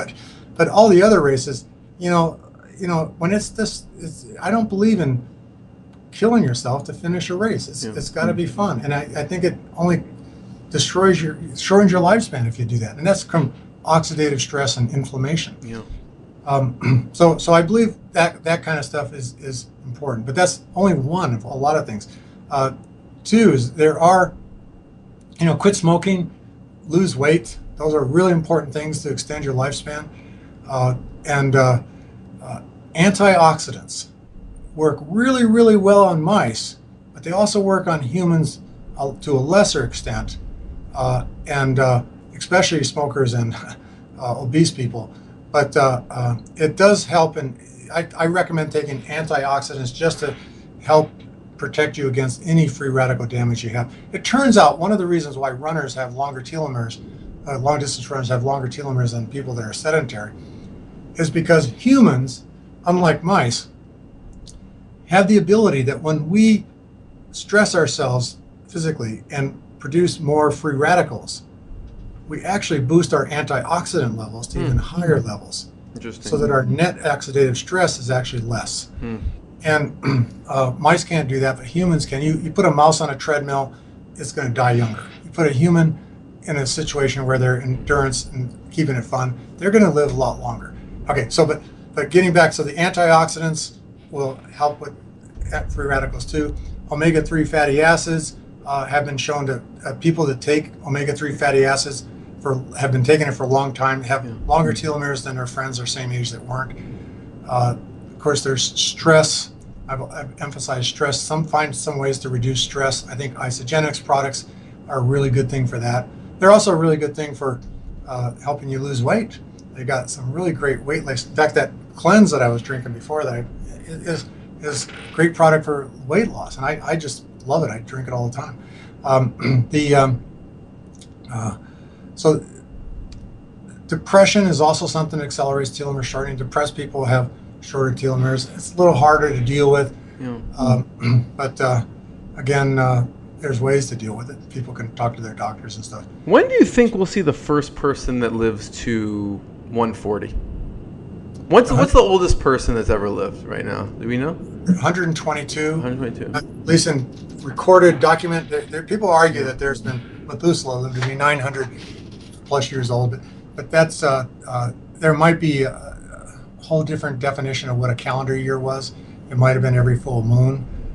If you Google that, you'll find a lot of theories that say that that's what the calendar year was. So I don't even get into that. But the oldest person in documented history is a woman named Jeanne Calment, who lived in France. She lived to be 122 years. And apparently only one other person has ever lived to be over 120. And there's several people now that are in the age of like 115, 116. I don't want to say something in case it's not true, but I did hear that one of them just died recently. And I don't want to say more than that because I might be getting them mixed up with one of the other ones. But there's been known for a long time. A lot of people have been looking at like average populations and stuff like demographics, things like that, looking at how the average lifespan in the Roman days was only 20. Like the blue zones, Well, before we get into blue zones, because that's another side. In the Roman days, the average lifespan was 20. In 1900s, the average lifespan was 45. Now it's close to 80. When people would look at these things and calculate what was the maximum lifespan for each of those, they all came up with the same thing, 125. Okay, for some reason, humans have this limit of 125 years. And no matter, even the average lifespan, average lifespan is increasing, but the maximum lifespan is not increasing. And so telomeres is the only thing that's ever come up to explain why we have this maximum lifespan. So I like when I say I want to run a 7-minute mile at 130, that means I've exceeded the 125 maximum lifespan, and I'm still healthy enough to run a 7-minute mile. Right. Now I forgot again where we were. No, I was just asking, when do you predict, or when do you think we'll see the first 130-year-old or 140-year-old person? Well, let's see. I wouldn't be surprised if it's in 20 years from now. Okay, because there are people that are over 110, and I believe that we will have a telomerase inducer ready for testing in a year or 2 or 3. And those people should be able to benefit from it. And I think it will have an extension of the lifespan if we don't see a reversal of aging. So I think it's that soon that we might see somebody be 130. Now, to get, like, let's say beyond 150, I'm not certain that telomere length is enough. Keeping telomeres long is enough. I believe I'm a big supporter of Aubrey de Grey's work and others, because of the fact that I believe that there's multiple sticks of dynamite that are burning. And even if we put that fuse out that's causing the telomeres to short, and that stick of dynamite, what's called telomeres, that has the shortest fuse, there's these other sticks of dynamite. And accumulation of junk, just other gene expression things, seeing that certain, like SIRT1 decreases with age, just mitochondria dysfunction. A lot of factors. Yeah, a lot. Now, there is some theories right now in some publications, including by Dr. Ron DePinto again, that telomeres might be the kingpin for all of that. Okay, and I think there's already been studies done by, again, I can't remember somebody's name, but studies done by looking at SIRT1 expression with or without keeping telomeres long, and SIRT1 doesn't decrease with when you keep telomeres long. And so in that sense, telomere length is the kingpin. But there is a chance there's going to be other things we have to do, and to exceed 150 might require that Aubrey de Grey is extremely successful in figuring out how to remove junk from accumulation of junk and other things. And then, we are all going to still be run over by trucks, fall off cliffs and things like that. And so I'm that depresses me, thinking that we might have an cure for aging, and still somebody could come and shoot me in the head. But there's and a lot of people just might, because a lot of people aren't opposed to the cure for aging. But there are people working on things called brain uploading. And Ray Kurzweil talks a lot about that. I know some very wealthy people that have invested very well into some of that stuff, into some pretty legitimate sounding scientists that are close to figuring out a way so that when, let's say you're driving your car and all of a sudden, wham, you run into another car, your airbag blows up, your brain's uploaded to a computer, okay? Wireless, wirelessly uploaded to a computer by Wi-Fi, and you die, okay, in that car wreck. And then you wake up maybe a month later or whatever in another body. And what happened? How much of that, how advanced is it right now? Is that like a fantasy, or is that that's reality? That's lots of great research is going into that right now. Even Ray Kurzweil will tell you that the power of a computer is going to exceed the power of a human mind in the next 10 years. And I think it's even less than that. But there are a lot of people working on it. Again, I think they like to stay under the radar, okay, because there's too much. They get ridiculed, or what? Yeah, too much ridicule about there must be quacks or charlatans and stuff like that. And so it's like those kind of people, just like I was before 2008. You just want to wait until you have something to prove, right, and then come out of the woodwork. But I do believe, and then cryogenics. That's what I was going to ask you about next. Yeah, cryogenics is, that's really developing right now. Still it's questionable. Can we freeze a person and still be able to thaw that person? Okay. Now maybe there's some pretty important people, some good friends of mine that have had themselves frozen because they had incurable cancers and stuff like that. And they believe that even though we can't figure out how to thaw people yet, in the future we will, and then maybe cure their diseases. And then there's one scientist, a guy named Greg Fay, F-A-H-Y, but it's pronounced Fay. I mean, he's made tremendous strides in the field of cryogenics, and I believe that he's going to really make the difference. And if suddenly, knock on wood, I get hit with something like cancer or something like that right now, and am told I have like 3 months to live, I'm going to sign up to have myself frozen in cryogenics, because I have faith in Greg Fay that he's going to be able to bring me back. And that faith doesn't come from just talking about science. The faith comes from meeting the person and knowing what kind of person is doing it. So he's another person. What kind of research has he done, or what should people know about him? Well, if I can pronounce the victorification, I think is the word, or something like that. He's developed a new protocol where he's been now successful at freezing and thawing organs. Wow. Okay? And nobody else has been able to do that. I don't really understand the technology because of the fact that I'm a little focused on my own. Right. But I let's say I understood the technology long enough that when I talked to him, listened to him talk about it, I thought, wow, this is really great. This makes sense. And now I've pretty much forgotten. I couldn't possibly repeat what he said. Where do they store people? Like, let's say you had a friend who has incurable cancer. They freeze them. Where do they actually reside? I think there's a few places, but I think the most well-known place is Kronos, in I think that's Phoenix or Tucson, Arizona area, it's they just have liquid nitrogen tanks, and sometimes people just freeze their head, sometimes they freeze their whole body. I'm a big believer in I'm going to freeze my whole body.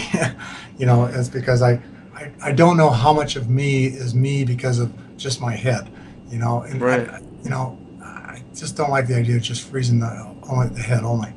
But it's cheaper to freeze the head only. That's the thing. And people actually can sign up right now for the insurance plans where they make monthly payments. Really?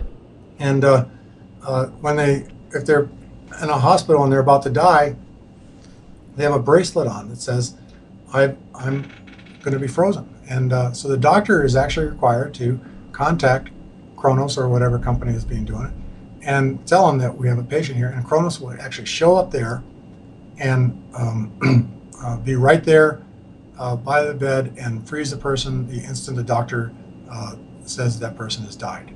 Now, right now, it's not legal to freeze a person before they've officially been called dead. Right. But I think in the future that should be something that should happen, because I think your chances of being revived are much better if you're frozen before you're actually dead. Right. Okay. So let's say you're in a coma. Right. Okay. You're close to dead. You're in a coma. That's the time to be frozen. So, Bill, my real question is: so, what does your wife think about this? She wants to live forever. She loves it too. Yeah. Does she agree? Like, well, I want to be frozen alongside you, or I don't know. She and I have never talked about that. She might think that's a little creepy. But I mean, it's like, I've introduced her to Greg Fay. Yeah. And she was super impressed with the guy. Mm-hmm. And so it might be that she's interested in now too. So what's your wife like and her influence on your work? Because obviously it's a big influence. What's my wife like? Yeah. And she's a big supporter. She's a tremendously great public speaker, great motivational speaker. I mean, I think a lot of people would love to be like my wife, because she's like 58 years old, and she's probably going to shoot me for telling her age. She looks like a teenager. I mean, she's 58 years old. She's super athletic. She's very beautiful because she's so healthy. Yeah. Okay.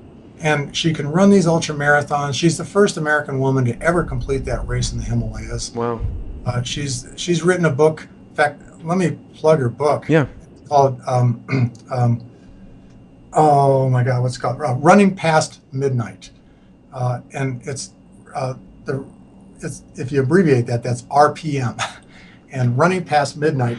And it's all about, Running Past Midnight is somewhat about, the fact that in the ultramarathons, you learn a whole new experience of running all through the night. So it's a weird sensation to suddenly be running with a headlamp, look at your watch and say, wow, it's 2 a.m. and I'm still running. Right. I mean, that's fun. You actually get love of that. It's addicting thing, but it's different. But running past midnight also reflects being runner when you're an older person. Okay. And it's like, this is important. And she, like, I'll tell you, she has spoken at People Unlimited. She has spoken at isogenics conferences. She has spoken at many places, and she just brings audiences to their feet. I mean, she's so good at convincing people to get out there and move. I mean, that's what she preaches, and it's really, really good. I highly recommend it. She's got a business called Desert Sky Adventures, and she just relocated. It's a company that helps people move. I mean, she's not a big promoter of trying to teach people how to be fast runners. She's trying to teach people how to cross the starting line, get out there, enjoy nature. Right. It's Desert Sky Adventure, because it's important that there's adventure. Adventure really helps motivate exercise. Okay. And so try to find ways to combine it with adventure. When I speak, I always tell people, get out there and follow a coyote, don't follow the trail everybody else follows. See a coyote, go follow it. Drives a coyote crazy. Get to see places that nobody else ever sees. Just make sure you know how to find your way back. Yeah.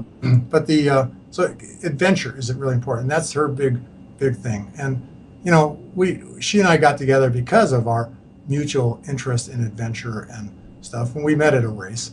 Oh, really? Yeah. And in Lake Tahoe, it was the Tahoe Marathons. She had not gotten into ultramarathons at first, but she was building up to it at the point. And she and I met at the expo the night before the big marathons. And she told me, I just said, what race you running? And she said she's running the 20-mile race. And I said, she asked me what race I was running. I said I was running the 72-mile race all the way around Lake Tahoe. And she's just like, oh, that's what I want to do and stuff like that. And so, and we started finding out that our interests were the same. And she's now become a world famous ultramarathon runner. Wow. But I don't like calling her a runner as much as an adventurer. Yeah. It's like she wants to be the first woman ever to run 100 miles in Antarctica. Okay. Wow. It's like what does she really want? She just wants to go run in Antarctica. But if she can say she's going to be the first woman to run 100 miles, then she can get sponsors to help pay the way to Antarctica. Right. That's the whole deal. She wants to be the first. She wants to run to the top of Mount Kilimanjaro. I want to go with her. It's like we're really into adventure like that. But but she goes to a lot of my meetings. I spend a lot of time traveling all over, like South Korea, Japan, China, New Zealand, Australia. Surprisingly, very little in European areas, but giving presentations, talking about telomeres, and she often goes with me and presents also. And a lot of people remember her talks more than mine. It's she's really, really great. But she helps make me look better. I guess that's what it is. How so? Because she is somebody like her. She wouldn't accept just anybody as her husband. It's like the fact that she believes in me makes everybody else believe in me too. Yeah. So I think that's a really great combination. Yeah. And I feel like every trip I go on, when she's there, I do much better on those trips than if I go all by myself. Yeah. Bill, thank you for sharing. That is truly amazing that you both do these. Both truly amazing individuals. So we'll have to link up. Running Past Midnight. Where should we? And Bill, I appreciate all of your time. This has been hugely valuable. Yeah. Where should we tell people to go? Where should they check out? Check out more of my stuff. Yeah. Yeah. I wish I could say our website is kept up to date, but it's not. But when we do get more funding, because we spend every penny on the science. Right. When we get more funding than the science needs, then we will definitely keep our website more up to date. And that's www.sierrasciences.com. Mm-hmm. And it's also www.cureagingordieTrying.com. Yeah. with dashes or without no spaces. So There's another one, Sierra. You have another one, SierraSCI.com. yeah, Also. that works. Sierra Yeah. SCI, short for sciences. Yeah. I'm also working. And I do think, there's a tab on there. The presentations tab is pretty interesting. I mean, it's really perfect. I mean, if people go on the presentations, they can kind of scroll through and listen to some of your past presentations, which are, phenomenal. Yeah. Yeah. No, you're right. There are some things like I personally, every time I give a presentation, I transfer that presentation into that one database that's available to the public, because I make every one of my publications available, all my slides available. I don't even ask that anybody give me recognition for them, because my mission is to just spread the word. And I go to talks myself sometimes, and I'm surprised when I see somebody show slides that I created, and they don't even know, because they got it from somebody else. Right. They don't even know that I was the one that created those slides. Yeah. But that's okay. I'm the only thing I want is a cure for my own aging, and my father's aging, and everybody else in my family. Yeah. So, Bill, thank you so much. People should check out Curing Aging, The Immortalist, Sierra Sciences, Running Past Midnight, and we'll link those up. But I want to be the first one to thank you so much. All right, you sure you want to end it? We've only been going for 3 hours. I think we should keep I've going. got lots more I could say. I have like 20 more questions that I could ask, so don't tempt me. Okay, well, I'm up for it if you are. Well, then fine.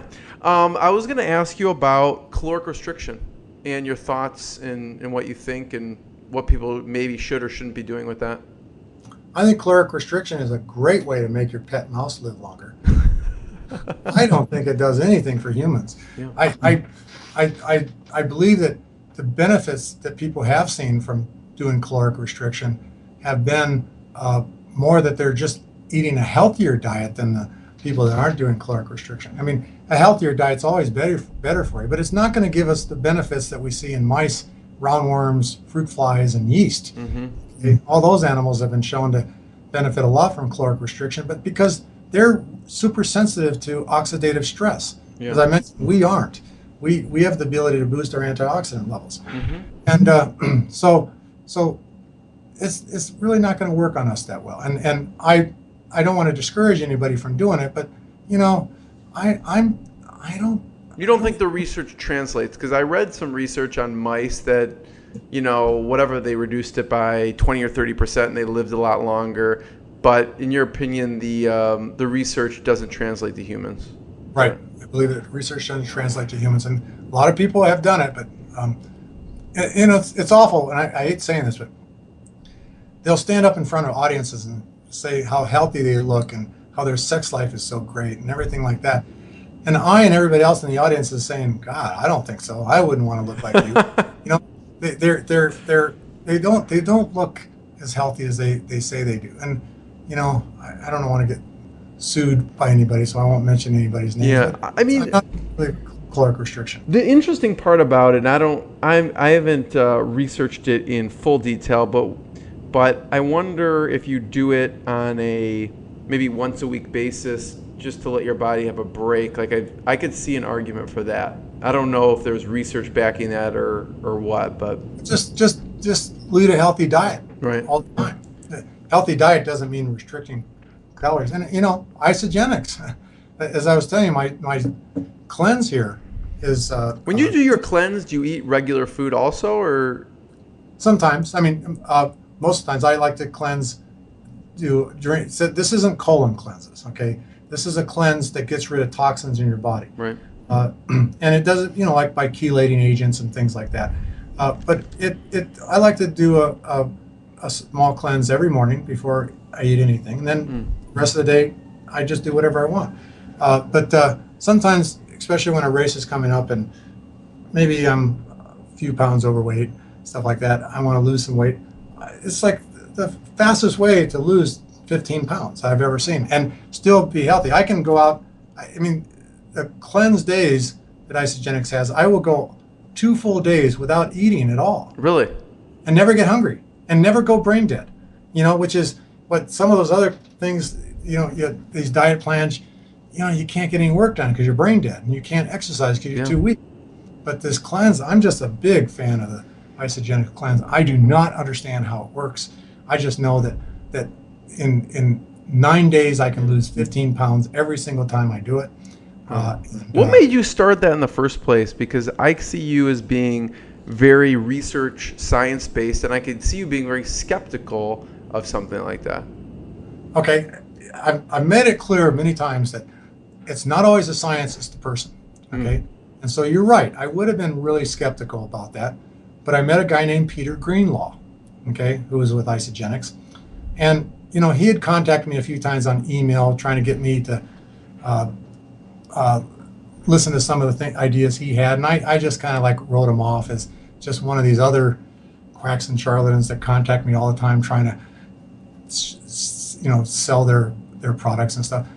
But then one time when I was flying home to Reno and I was sitting with another scientist talking about telomeres and stuff like that, he was on the same plane just by coincidence. Maybe it was a coincidence, maybe not. But go on. Because he was actually coming here because he was speaking at a Oh, okay. and so he heard us talking about telomeres. And so when we got off the plane, he comes running up, taps me on the back and say, "Are you Bill Andrews?" And I said, "Yeah." And he says, "I'm Peter Greenlaw." And my first thought was, "Oh no." But we talked and stuff like that. And he talked for a few minutes, and he asked me to come and listen to his conference that he was going to give. And so I thought, okay, I'm going to go and listen to his presentation, and I'm going to correct everything he says wrong, was the idea. And so I did find out later that when he saw me actually show up, he started perspiring because he was worried that he might say something that was wrong. But I was like blown away with how smart the guy was, not just about nutrition and stuff but all about cell biology, and he knew all about telomeres and stuff. And he was talking about all kinds of things that were way beyond. And then when the question and answer period started, I actually moved to the front to help him answer some of the questions. Really? And boy, he didn't need any help at all. He knew everything. He could. That guy super impressed me. And so I told him. He told me that he wanted me to try the cleanse. He says it's really something beyond anything. And I had already told him that I was a little bit concerned about the fact that I had a race coming up, and I was like at the time 15 pounds overweight, and I couldn't seem to lose it. And he just said, "Bill, please try this." And so I tried it, and my wife was really shocked. She was my girlfriend at the time, because she and I went for 2 training runs. One was 25 miles and the other one was 35 miles on a weekend. And she was surprised because during the run, I just had these little tubes filled with this kind of like reddish brown liquid, and that's all I was consuming. And she just thought, "What's it crazy? Well, it must be crazy." But it didn't have calories in it. Okay, it wasn't like a lot of calories, and I don't understand why I never ran out of energy. I was drinking this stuff. I've speculated that this stuff works by causing my body to burn fat more efficiently, and as a result, because they would advertise that toxins are stored in fat, gets rid of the toxins, allows your body to burn fat better. So I was wondering, maybe that's what's happening. Maybe my fat's burning, because I was actually feeling these squiggle feelings in my stomach area. I thought, God, the fat's actually melting away. And but I never got tired. I ran these things just like normal. I never got brain dead, and I lost 15 pounds. That's the great. 15 pounds that I wanted to lose. And so I've been hooked on cleanse ever since. I do not understand it. I just know it works. Every single person I've ever suggested try it. And I don't make a penny by suggesting anybody try it. But anybody who's trying to lose weight, they should try it. And people sometimes will say it's too difficult. And I will confess that when I'm trying to lose weight, maybe the first 3 hours of the very first day, it's a struggle. But right now. So Bill, I also I had written down a note here. When did you first meet David Kekich?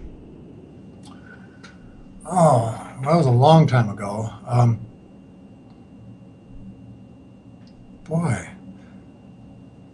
I think I watched, maybe it may have been your talk at the Manhattan Beach Project. No, because I was the person who originally came up with the idea for the Manhattan Okay, Beach, tell me about that. Yeah. and I just was way too busy. I got Life Extension to say they would invest and to provide a building to have the meeting in, Yeah. and then just one day, because at the time I was still doing science, and this was way beyond anything. And I just finally just said, okay, I can't do this. I'm just too busy. I've got to find somebody else to take this over. So David Kekich and Greta Blackburn took it over. And there's another person you should interview. Is Greta Blackburn. I mean, it's like she's an incredible person she's not a scientist, but she calls herself the telomere diva. But she's the author of a book called the Telomere Time Bomb or something like that. I'm sorry, Greta, for forgetting the name of your book. Let's see, it should be on my bookshelf. It's somewhere. But so they took it over and they ran it, and I became a participant in it. And it was really great because the idea of the Manhattan Beach Project was to bring all the scientists together. They're trying to cure aging and get us to work together. Because if, for instance, if I was a cancer researcher and I suddenly got cancer, I wouldn't mind if somebody else found the cure for cancer at all. Right. I mean, it's like, it's not that important to me. But we're all suffering from aging. We're all going to die from aging. Yeah. Let's not compete with one another. Let's all work together. And you've heard me promote many other people working in curing aging, even if it's cryogenics or whatever. But and Aubrey de Grey. So the idea was to bring us all together so we would work together, and we are. We are working together. I don't know anybody that's competing to be the first to cure aging to outdo everybody else. Because if we don't work together, we're never going to cure aging in our lifetime. Right. We all have to contribute parts to the puzzle. And, as much as I can, I'm going to the SENS conference, which Aubrey de Grey hosts every year. Aubrey de Grey is our leader, okay, without a doubt. I mean, he's a little different. He's got long hair and a beard. His lifestyle's He's got a great beard, yeah. But he has brought the field of anti-aging into a respectable field. I mean, he dealt with all the people, the skeptics and stuff like that in the early days when none of us would get out there and say anything. He did it. He made it into a respectable field. And so I'm a Aubrey de Grey follower, even though he doesn't 100% believe in what I'm doing. I don't 100% believe in what he's doing, but I believe that, let's make certain we support each other just in case one of us is wrong. Unless the other one's right. But Aubrey de Grey is definitely the leader. I can't think of anybody else that could take that claim. When anybody finds a cure for aging, I think Aubrey de Grey should be up there accepting the reward or whatever they get, in addition to whoever actually finds it. Who were some of your first calls? Who were, like, when you... Go ahead. You were asking how I met David Kekich, and I can't remember, but I met him long before the Manhattan Beach Project. Yeah, because obviously you trusted him enough because you had this idea, and then you reached out to him to help with putting it all together. He's God, where did I meet him? But it's like he's so passionate about finding a cure for aging. I might have met him through Greta Blackburn. But I can't remember where, when, or what. Yeah. So who were some of the first calls when you go, okay, I need to get everyone together who are the experts in curing aging? Who did you call? Who were some of the first few people? Well, David Kekich, Greta Blackburn, Bill Falloon from Life Extension. There's another person you should interview if you haven't. Guy's super, super passionate about curing aging. He's investing a lot into curing aging. He runs a company called Life Extension. And I don't want to do plugs, but I mean, it's the best place to buy anything to extend your lifespan and health span. Life Extension has all the greatest products. And they have great doctors and scientists on board there that make it a very respectable company. I'm a big, big fan. In fact, I'm actually going to go speak at a Life Extension function in Las Vegas on Friday. Oh, wow. Okay, and I'm doing it for free. I was just invited just yesterday. Apparently they heard I was going to be in Las Vegas, or I first heard they were doing it, And then I said, hey, I'm going to be in Las Vegas. And they instantly asked me if I would come and speak. And I said, sure. So, but that's the way we are. We're all working together. But I'm trying to think of who else would I call. Bill Falloon is the one. He's part of the Life Extension. Yes. Okay. He's one of the founders of Life Extension, along with Saul Kent. And Saul Kent is probably somebody else you should interview. It seems like Bill Falloon has become more the active person. Saul Kent seems to be benefiting a lot from his own products, and Bill Falloon is trying to create better and better products. But I could be wrong. I know Bill Falloon a lot better than Saul Kent. Mm-hmm. But who else would I contact? Yeah. Well, of course, Aubrey de Grey. Aubrey de Grey would be one of the first. I'm not going in any particular order. I'm going as I think of them. Yeah. I'm wondering who was in that room, that first room, because I know when I talked to David Kekich, it's like some of the greatest minds in anti-aging and helping to cure. Ralph Merkel.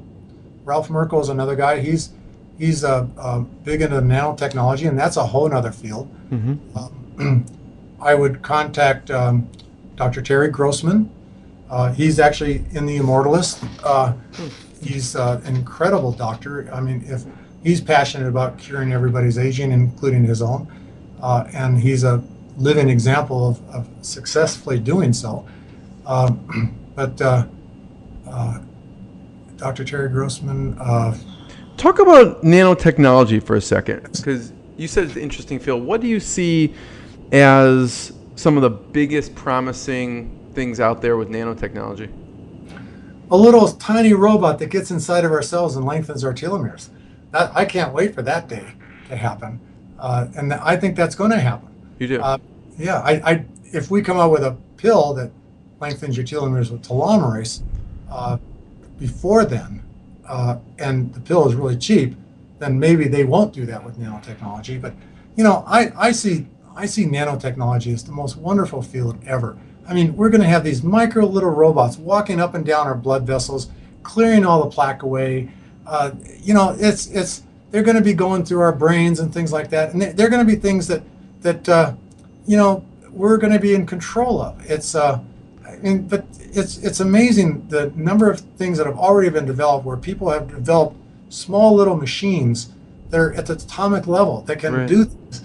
I'm a big fan. I'm a very optimistic person because I'm a big fan of a lot of things. But I'm the first person to spot a quack or charlatan. Yeah. And people come and present to me all the time, and they present in audiences, and I'm the first one that will just tear them to pieces. So if I commend somebody, you can believe they've proven themselves pretty well to me. So Ralph Merkel, and there's other people working with Ralph whose names I can't remember.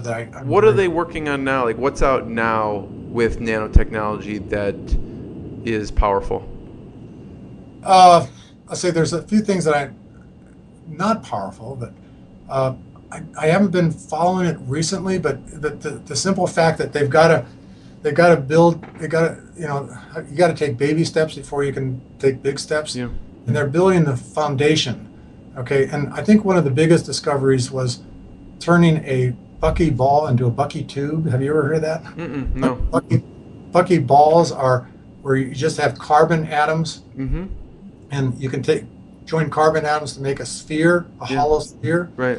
Well, the question was, how can you make that into a tube? Okay, and I remember Ralph Merkel. I was at his house one time, and it's like, you go into a room and he's got 10 computers, and he's got a chair with wheels on it. He goes from computer to computer showing you all this stuff, just amazing stuff. And he was telling me how, like, one of the biggest challenges is figuring out how to make a Bucky tube, which is a tube of carbons, because this is so microscopic and it's a tube, and it's going to allow so many things to happen. There's going to be conduits for traveling electrons. It's going to be conduits for any kind of molecules big enough to fit into there. It was a frustration that they couldn't do it. Well, they've now discovered Bucky tubes.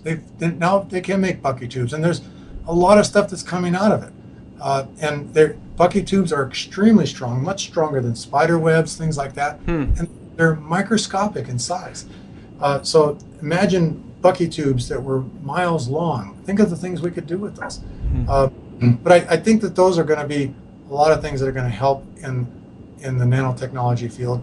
But Terry Grossman's another. He works a lot with Ray Kurzweil.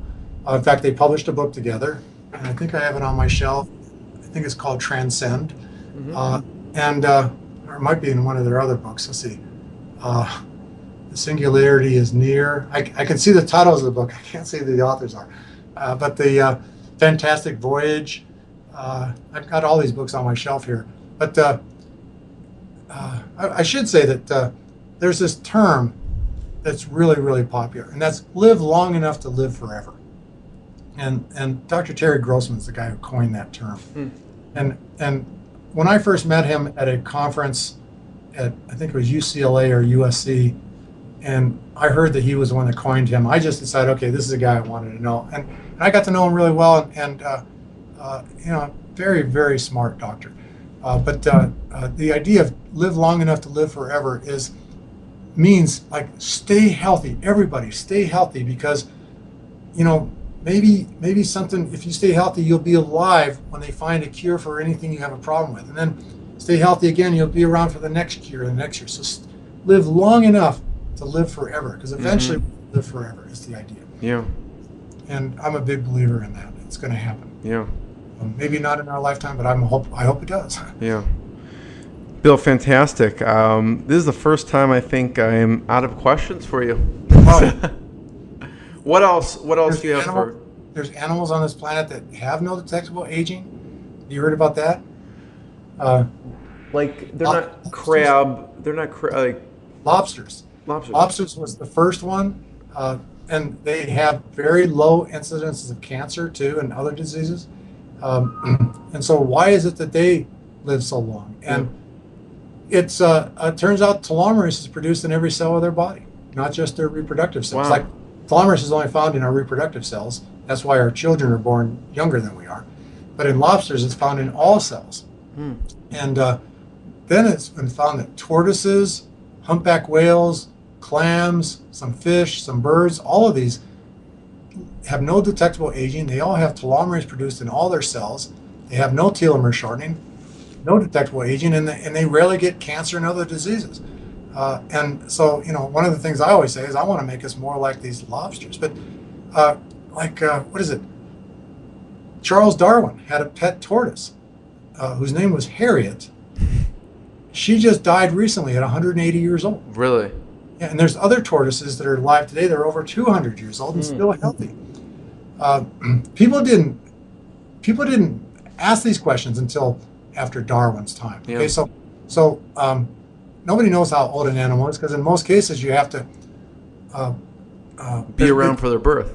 Yeah, they don't have rings on a tree. Well, clams do have rings on a tree. They have these stripes on their shell that they get a new stripe every year. And now people have found clams over 500 years old. Wow. They have telomeres produced in every cell of their body. Something else I want to mention was that a humpback whale was discovered, and it had a harpoon in it already that looked really old, and they carbon dated the harpoon, found it to be 130 years old. Wow. And so how old was that whale? But so right now, people have no idea how long there might be a lot of animals on this planet that have no detectable aging. It's because we never watch, to see how. So what can we do with that? Is there anything we can do? Because lobsters have, or crabs. Well, if it's only because of the fact they produce telomerase in all their cells, the only thing we can do is look for ways to produce telomerase in all of our cells. Because telomerase, we can't eat telomerase or inject it. It's too big to get inside of our cells. Yeah. Okay. Mike Fossil is working on a way to make that possible. I'm wishing him all the best of luck. I would support him in every way possible. All I can say is that we tried that ourselves maybe 10 years ago with some techniques that were and we found it can get a little bit in, but not nearly as much as is needed. These are systems that viruses have developed to get themselves into cells. Right. And you don't have to get a lot of you can get one virus into maybe 1 in 10,000 cells in order for an infection to take place, because that once it gets inside the cell, it produces so many copies of itself, that gets out, and then maybe each of those viruses have a really small chance of getting into the cells, but there's enough, by numbers they do it. So the techniques to getting into cells aren't that powerful. Yeah. And I don't know if Mike Fossil is ever going to be able to come up with an approach that's going to get us significant amounts of telomeres, but I'm the first one that's going to provide him any help that we can if he does it. But he's also working on the same stuff that Liz Parrish is working on, as you know, the virus, because that virus just happens to be able to get into cells really efficiently. Yeah.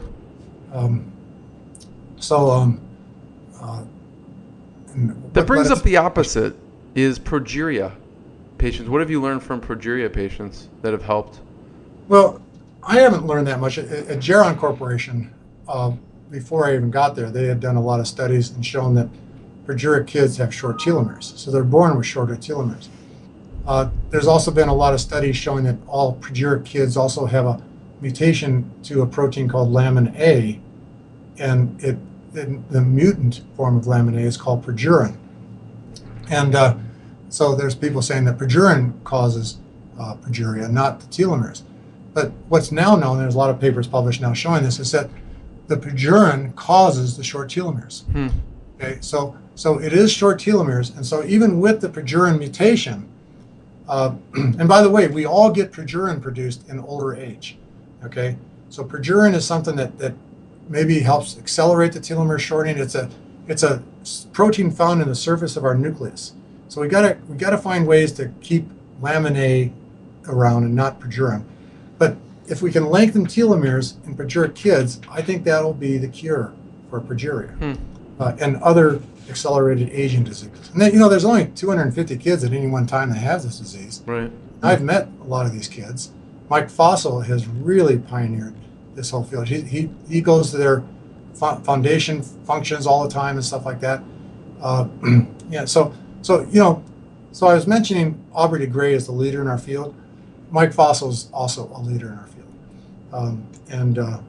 These people have been pushing and pushing when everybody is laughing at them and acting like they're quacks and charlatans, and they weren't, and they now realize they aren't. And Mike Fossil's new book, he's about to publish a book. I don't know if I'm allowed to mention it. It's already almost. Yeah, you can mention it. He mentioned it when we talked. So it's do you remember the title of it? Telomerase Revolution, I think it's called. Telomerase Revolution. It's already a bestseller, and it's not even. It's only preprints. You can only pre-order it so far. So I highly recommend everybody read that book. Yeah. I recommend they read my book too, but my book is more just to explain the science. Mike Fossil's book, from what I've read, so I haven't finished it yet, talks a lot about the history and the passions and stuff like that, and gone into curing aging and stuff like that.